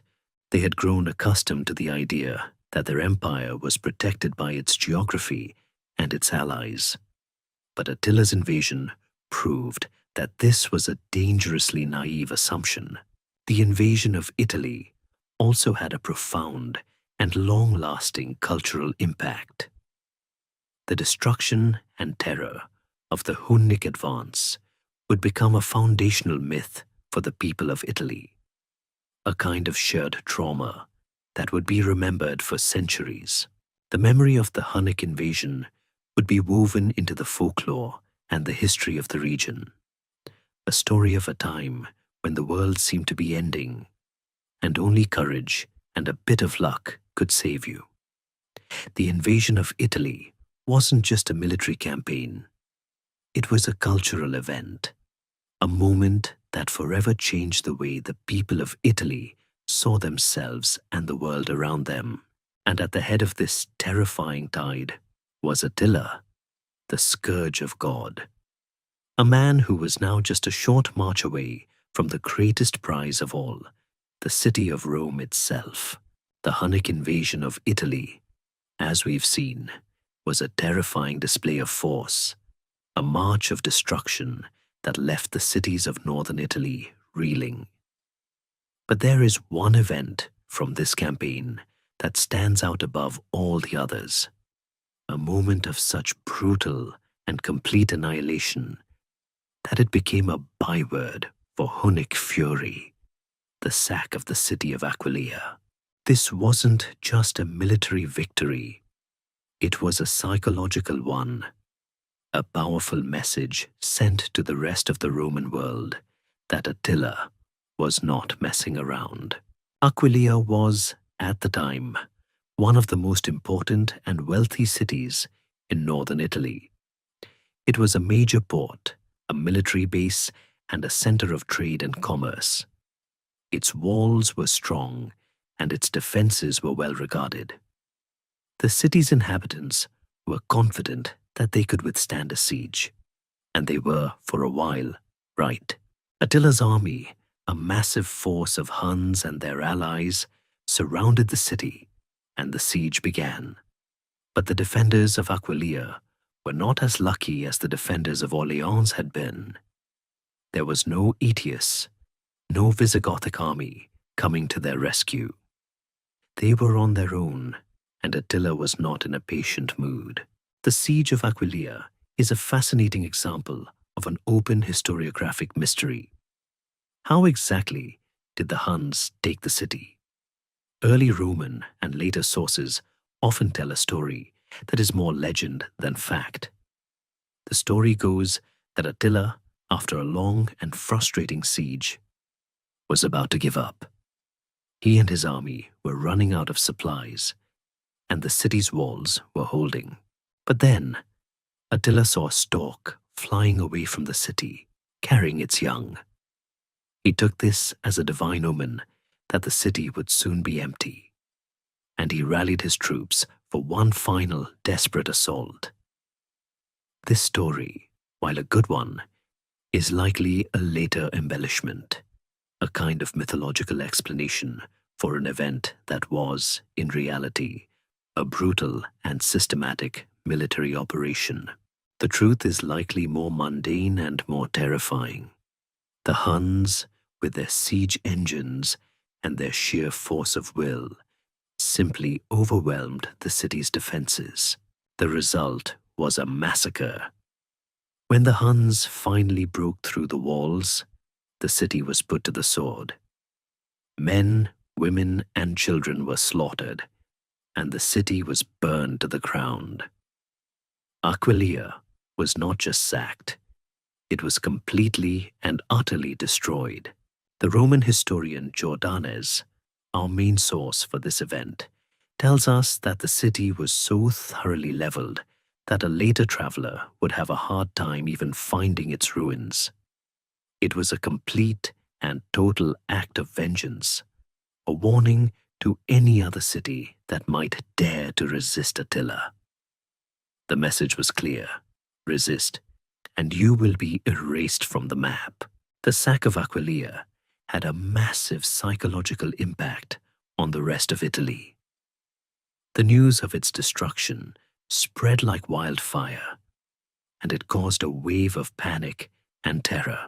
The cities of Padua and Vicenza were abandoned by their citizens who fled into the countryside or to the small islands in the Venetian lagoon, a flight that, in a strange twist of historical fate, would later lead to the founding of Venice. The Hunnic invasion was no longer just a war. It was a terrifying, apocalyptic event that seemed to be heralding the end of the world. Attila, through his actions at Aquileia, had cemented his reputation not just as a conqueror, but as the scourge of God, a man whose cruelty was so great it could only be explained as an act of divine wrath. He had shown the world what he was capable of, and now, with the road to Rome open, everyone held their breath. With the road to Rome now wide open after the brutal destruction of Aquileia, the Roman world held its collective breath. The ancient capital, the seat of an empire that had dominated the world for 1,000 years, was now completely exposed.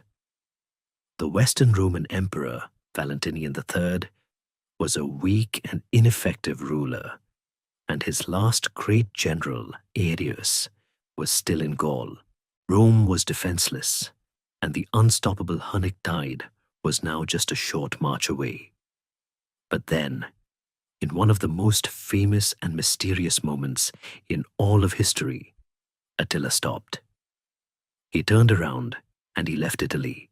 The reasons for this sudden and unexpected retreat are still debated by historians, but the most famous story, and the one that has captured the imagination for centuries, involves a meeting between Attila and Pope Leo V.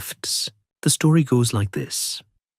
In the year 452 AD, as Attila and his army were marching on Rome, a desperate delegation was sent from the city to meet him.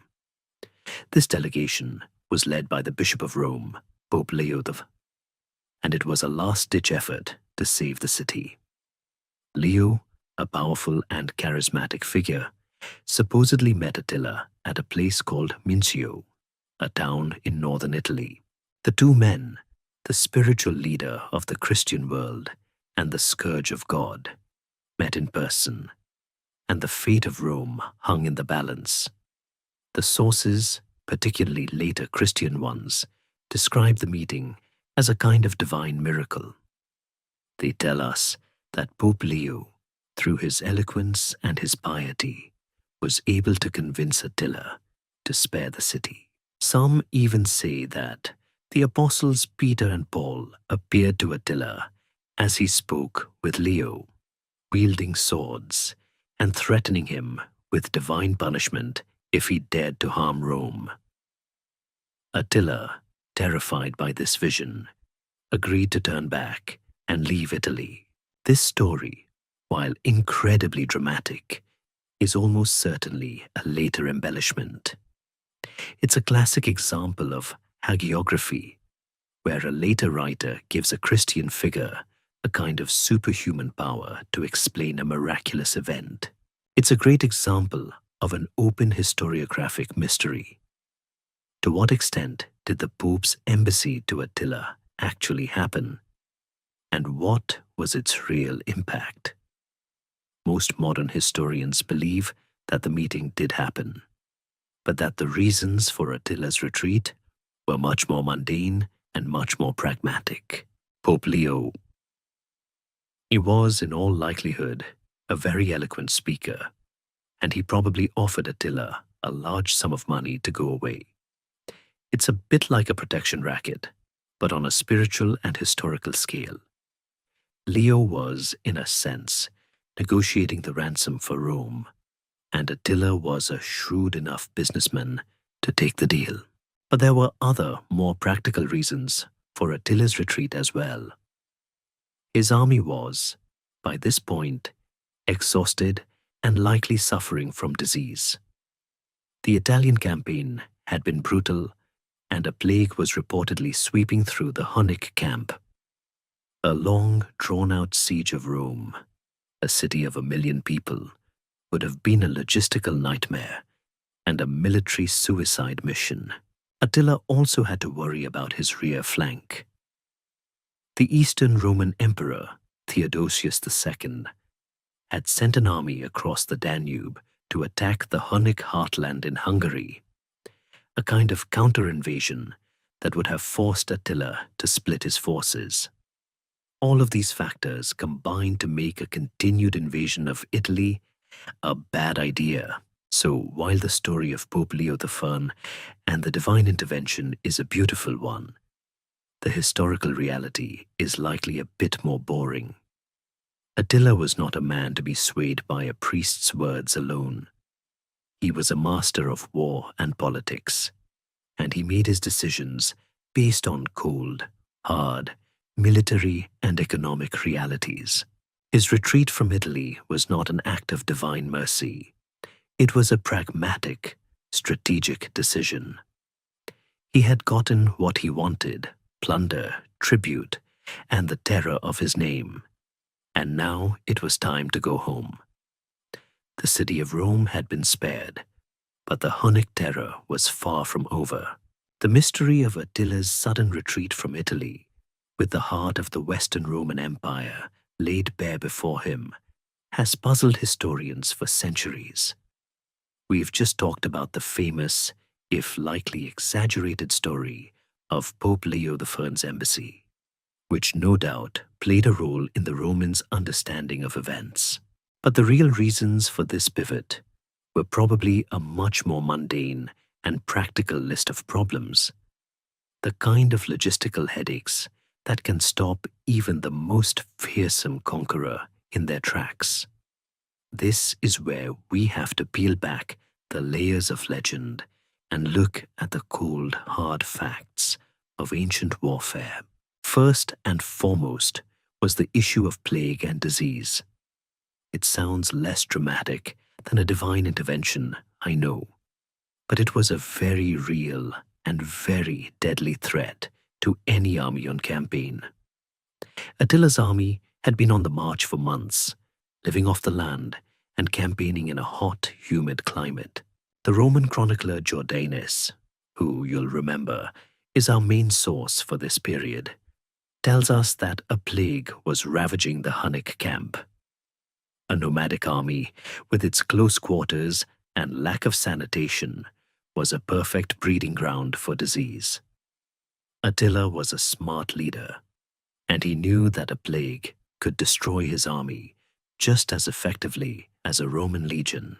The risk of laying siege to a massive city like Rome, with its huge population and its own diseases, was simply too great. It was a classic case of knowing when to cut your losses. Second, there was the issue of supply. An army of tens of thousands, along with all their horses and camp followers, needs a truly staggering amount of food and water. Northern Italy, which had been ravaged by the Hunnic army, was probably a wasteland by this point. The fields were burned, the cities were sacked, and there was simply nothing left to plunder. Attila's army would have been on the verge of starvation. A siege of Rome, which could have lasted for months, would have been logistically impossible. He would have had to stretch his supply lines over hundreds of miles of hostile, ravaged territory, a move that would have left him and his army completely vulnerable. Finally, there was the all-important issue of politics and military strategy. Attila had been a master of keeping his enemies divided, but now they were starting to wise up. The Eastern Roman Emperor, Theodosius II, had launched a counter-invasion of the Hunnic homeland in Hungary. This was a classic military move. Hit your enemy where they're weakest and force them to come home and defend themselves.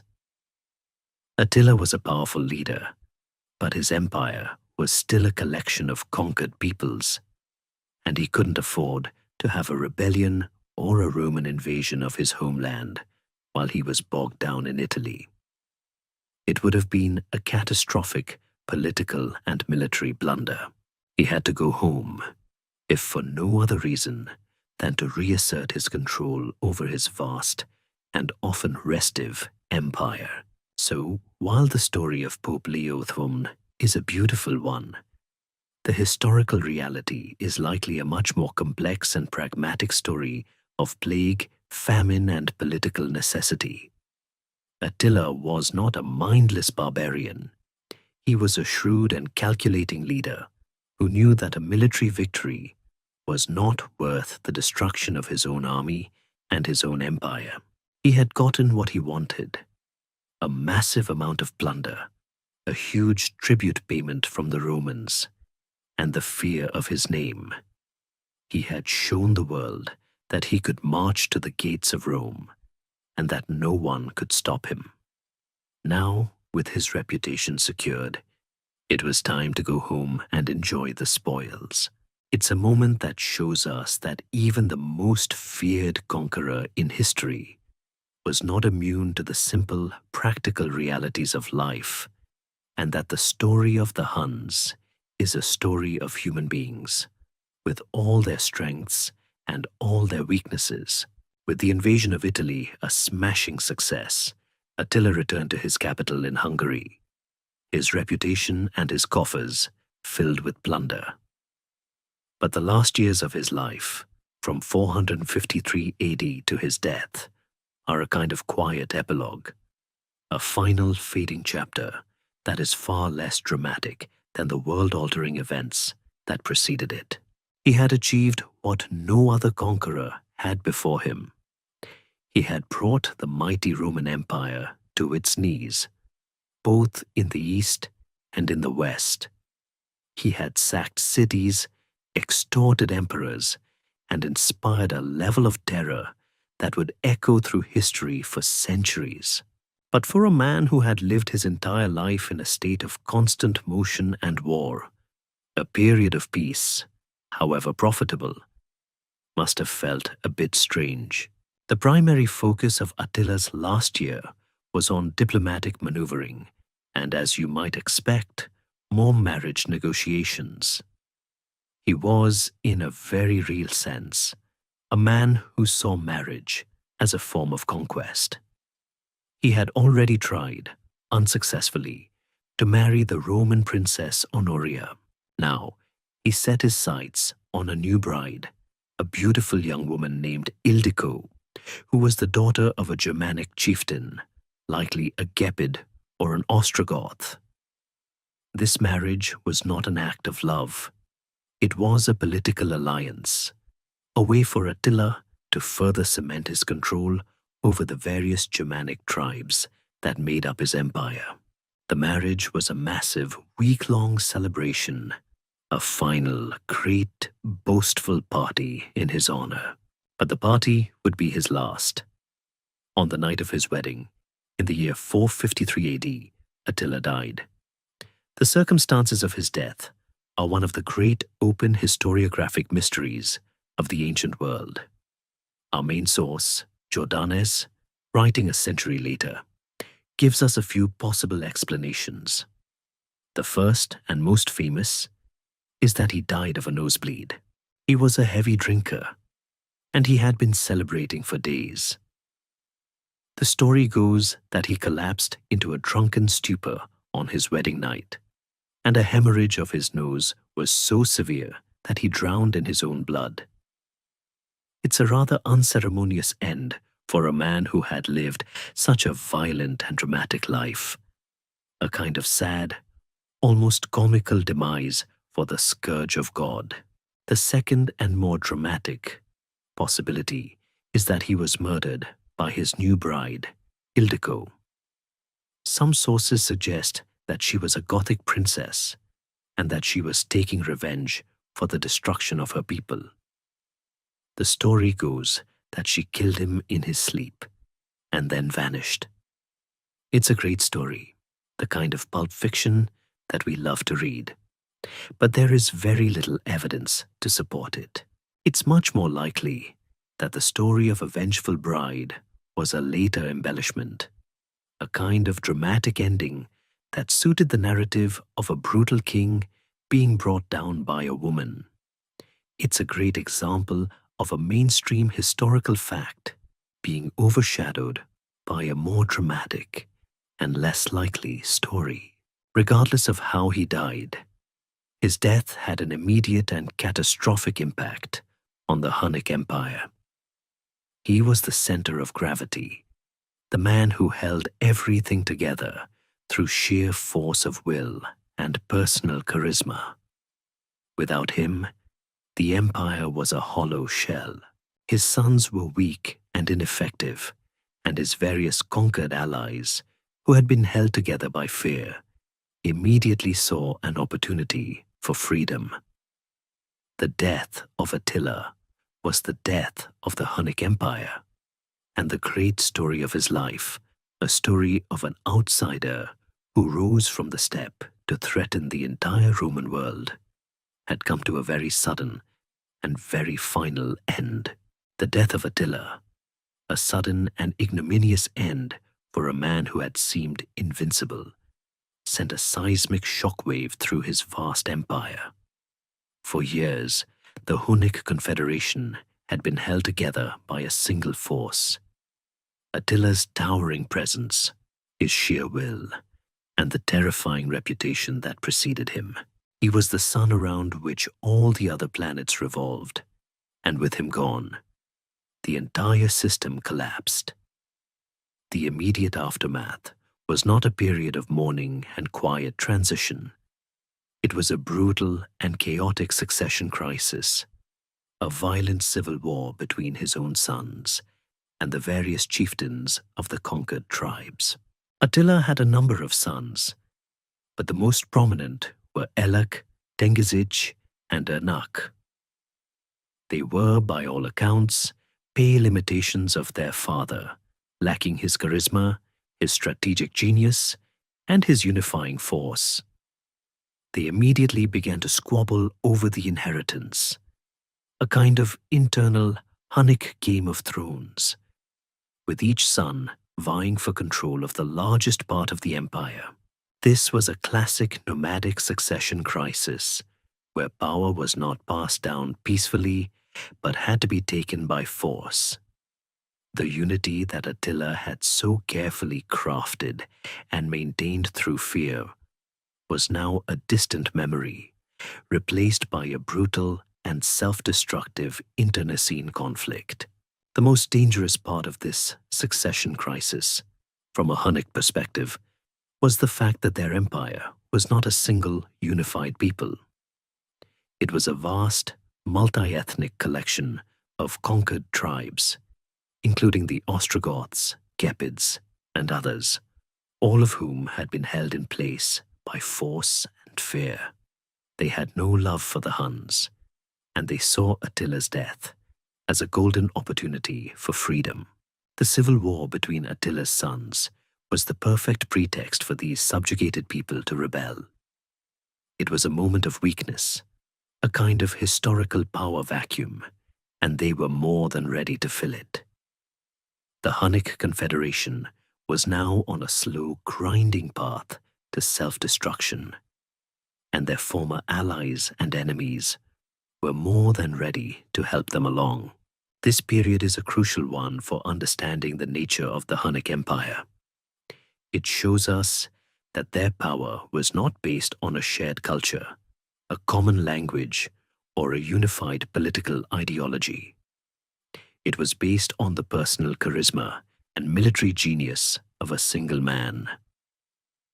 Without Attila, the empire was a house of cards, a hollow shell that was just waiting for a strong wind to knock it over. The moment Attila died, the empire died with him. It's a powerful and often overlooked historical fact that a single person can be so central to a civilization that their death is the death of the civilization itself. The civil war between Attila's sons was brutal and bloody, a kind of preview of the final decisive battle to come. The various Hunnic factions fought each other with a ferocity that they had once reserved for the Romans.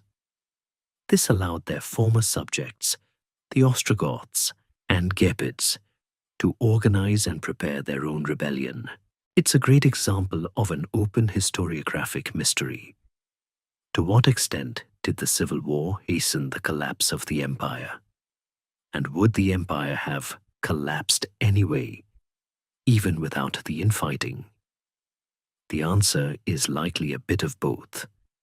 But the Civil War certainly accelerated the process, giving the conquered tribes the perfect opportunity to strike.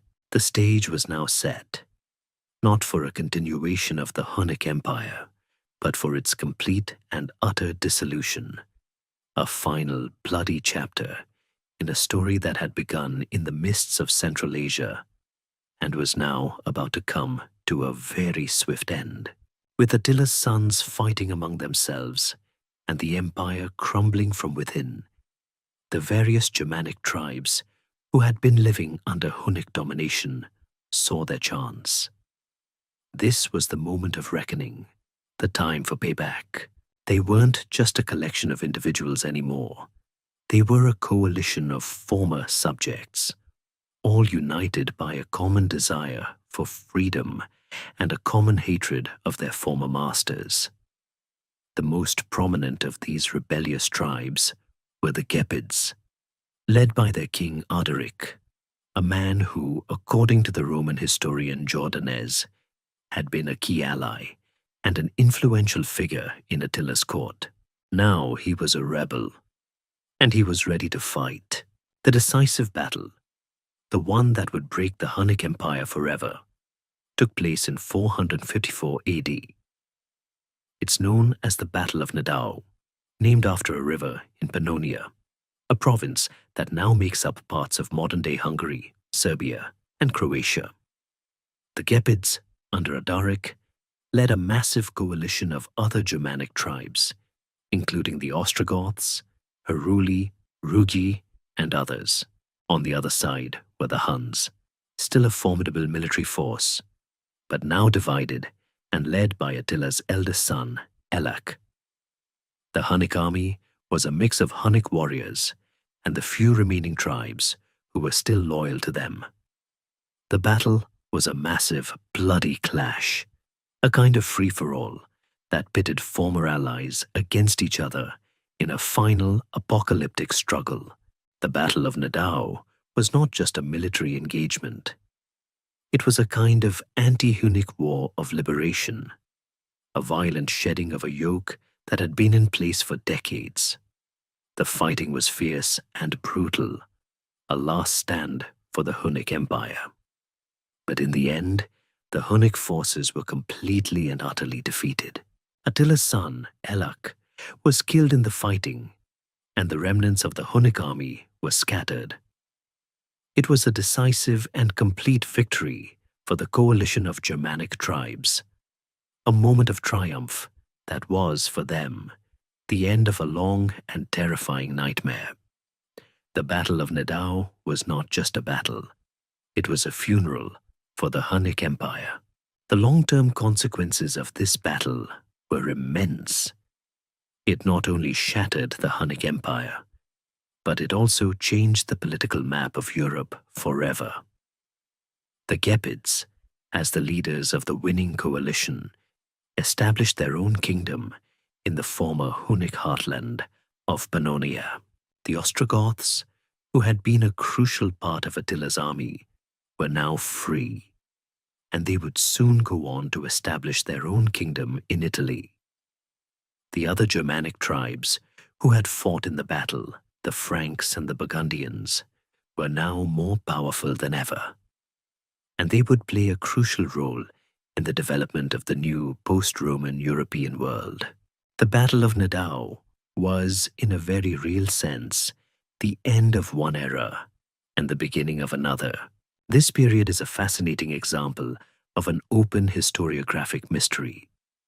To what extent was the Battle of Nidau a unique event? And to what extent was it a symptom of a larger, more inevitable collapse?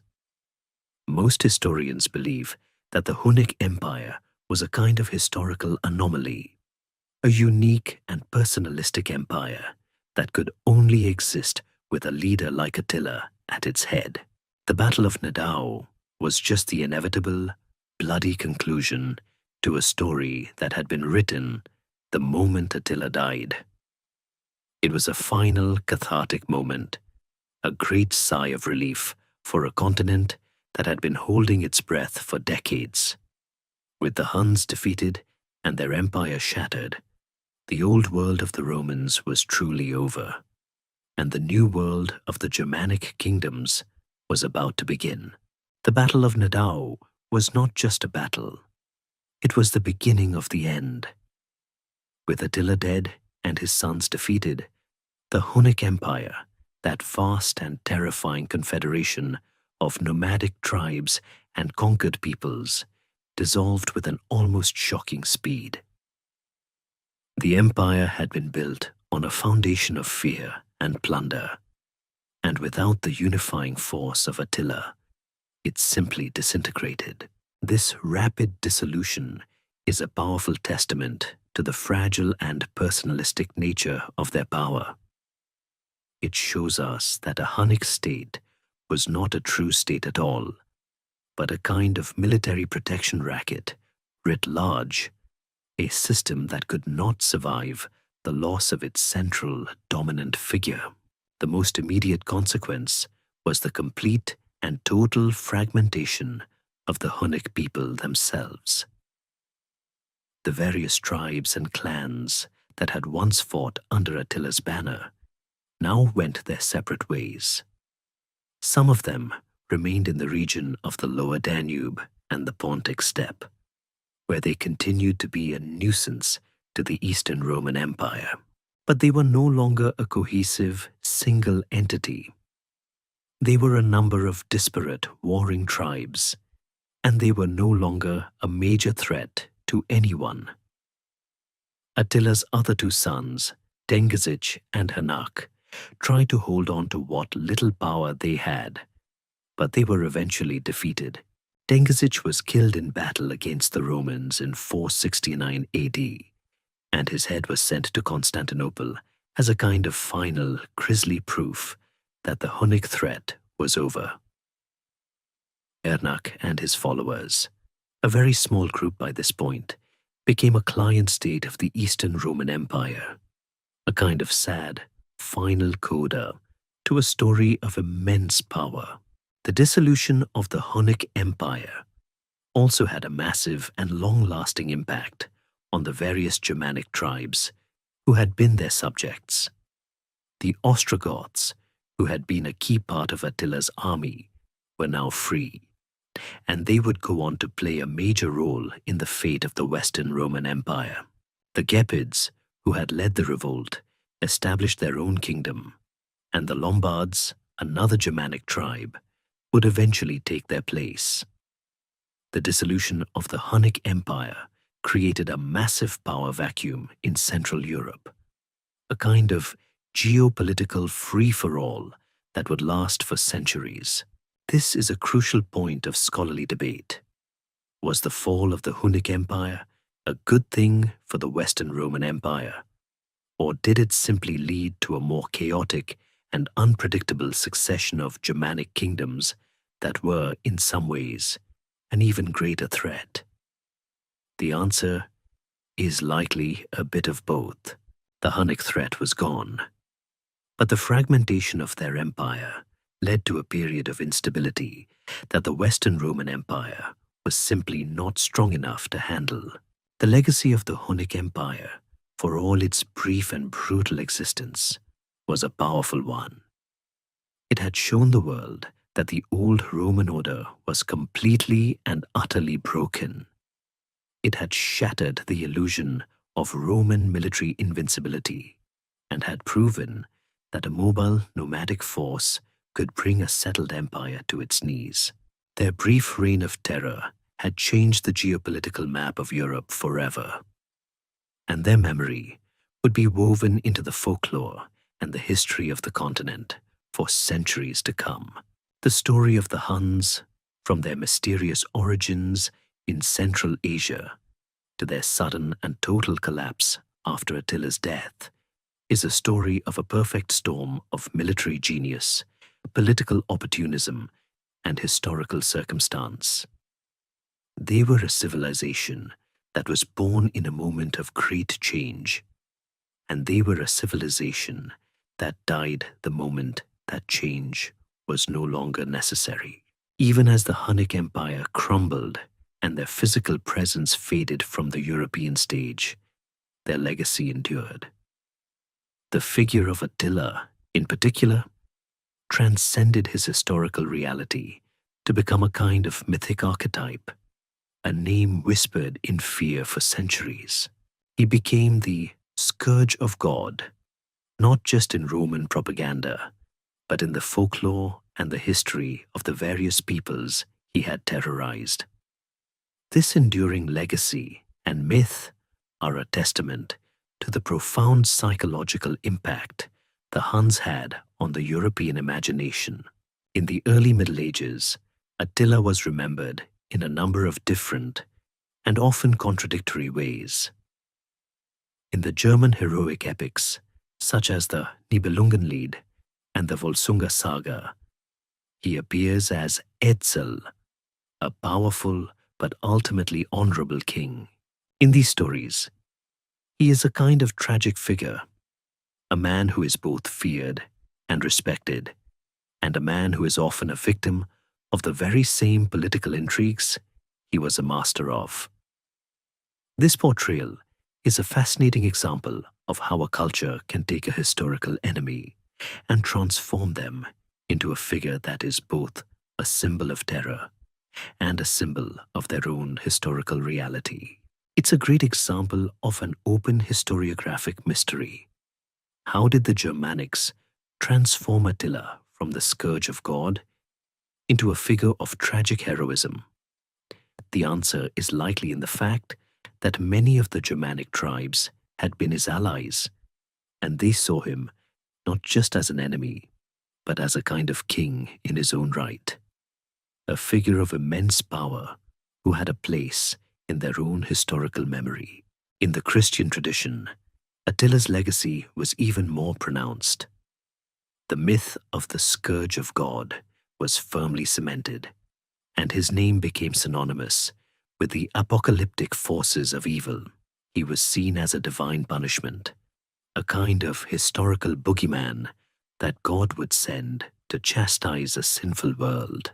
This portrayal of Attila as a kind of dark, supernatural force had a lasting impact on the way he was remembered. It was a kind of simplified, black and white narrative that was perfect for a world that was still trying to make sense of the chaos and destruction that had befallen it. The story of Pope Leo III meeting Attila and convincing him to turn back became a foundational myth for the Catholic Church, a story that showed the power of the Church over even the most fearsome secular leader. Even in modern times, Attila's name still resonates. He is a character in countless books, movies, and video games. He is a symbol of a kind of raw, brutal power, and he is often used as a kind of shorthand for a terrifying, unstoppable force.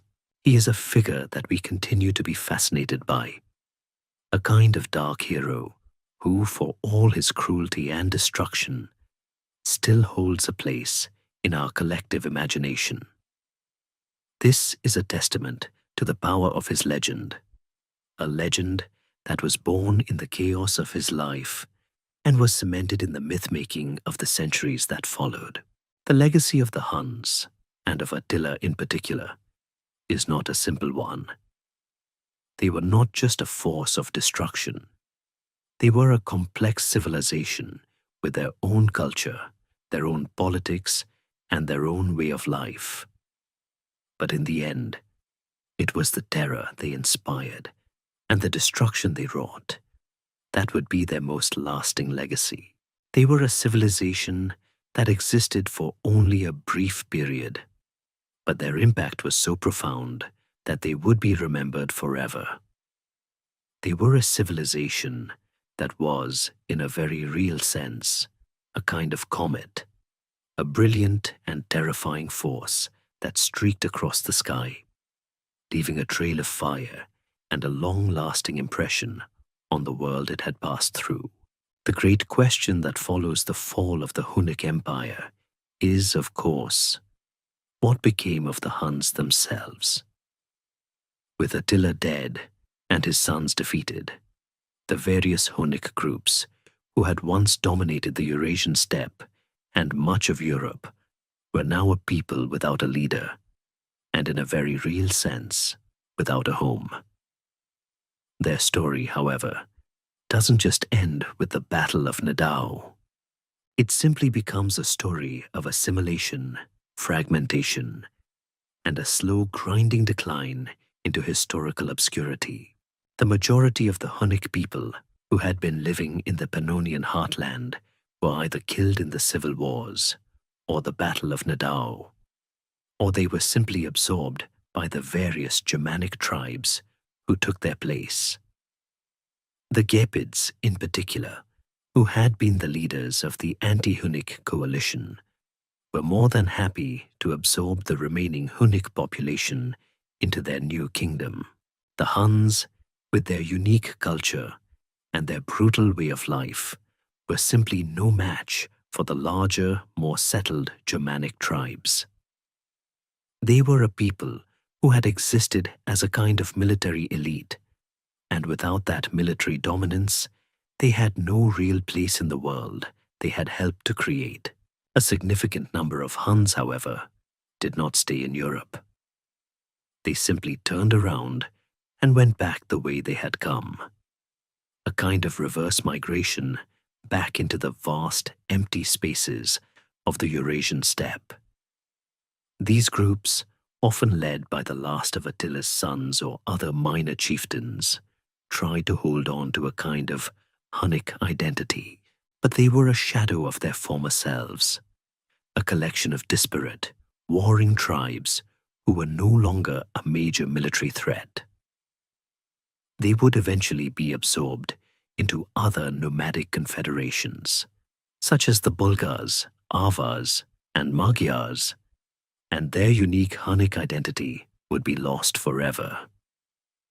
It's a kind of sad, final ending for a people who had once terrified the world. There is, of course, a great historiographic debate about the remnants of the Huns. We have very little direct evidence of them, and most of what we know is from later Roman and Byzantine sources who were more interested in other things. Did some of them settle down and become farmers? Did they simply disappear into the larger, more numerous Germanic populations? The truth is likely a mix of both. The Hunnic people, as a cohesive single entity, simply ceased to exist. They were a kind of historical flash in the pan, a temporary and transient civilization that was born in the chaos of a great migration and died in the chaos of its own making. The legacy of these Hunnic remnants, however, is a fascinating one. The Byzantine sources, in particular, often refer to various Hunnic tribes in the centuries that followed, but it's very likely that these were not true Huns at all, but other nomadic tribes who had adopted a kind of Hunnic military style, or had, in some way, been influenced by them. The name Hun became a kind of shorthand for any terrifying nomadic people from the East, a kind of historical brand that was more a symbol of fear than a description of a real people. This is a crucial point for understanding how the Huns, even in their death, continued to shape the way the Roman world saw the world around them. They were no longer a real threat, but the memory of their terror was so great that it would continue to haunt the European imagination for centuries to come. And so, we arrive at the end of our journey, a story that began in the distant, windswept plains of Central Asia and ended in the shattered remnants of a short-lived empire. The history of the Huns is not a story of a long-standing, settled civilization like the Romans or the Chinese. It is a story of a comet, a brilliant and terrifying force that streaked across the sky for a brief moment, leaving an indelible mark on the world it passed through. But for all the historical records we have, and for all the scholarly debate, the Huns remain in many ways a profound and enduring mystery. The biggest mystery of all, the one that scholars still debate, is their very origin. Were they truly the descendants of the Xiongnu, or were they a completely different group who simply adopted a similar lifestyle? We have no Hunnic writings, no Hunnic oral traditions that survived, and no Hunnic archaeological evidence that can give us a clear answer. We are left to piece together their story from the biased, terrified accounts of their enemies, the Romans, and their former subjects, the Goths. It is a history written in the enemy's blood, a history that is as much about the fears and the biases of the people who wrote it as it is about the Huns themselves. This is a crucial point for understanding their story. We will never truly know what the Huns believed, what their culture was like, or what their real motivations were. We only have a kind of Hunnic shadow, a faint outline of a people who were, for a brief moment, the most powerful force on earth. And then there is the mystery of their sudden, almost total disappearance. The Hunnic Empire, as we've seen, was a personalistic empire that simply could not survive the death of its founder. But the people themselves, a population of hundreds of thousands, didn't just vanish into thin air. They were absorbed, assimilated, and in some cases, simply wiped out. But there is no real Hunnic cultural or ethnic legacy that survived. Their language, which was likely a Turkic language, is completely lost to us. Their traditions and their way of life were lost to the tide of history. They were a people who existed as a kind of anti-civilization, a force of war and movement, and when that force was no longer necessary, they simply ceased to be. The story of the Huns is a powerful reminder of how fragile and how contingent history can be. A single man, Attila, was able to, for a brief moment, unite a disparate group of nomadic tribes and bring an entire continent to its knees. His genius, his ambition, and his terrifying reputation were a kind of glue that held a fragile empire together. But his death was the unmaking of it all. The world he had created was not built to last. It was a world of plunder, of fear, and of constant, restless motion. And when that world ended, the world of the Romans, for all its faults and its weaknesses, was able to survive, to adapt, and to eventually give birth to a new, more complex, and more permanent European civilization. So as you drift off to sleep tonight, I want you to remember that history is not just a list of kings and battles. It is a story of people, of civilizations that rise and fall, and of the quiet, enduring mysteries that lie beneath the surface.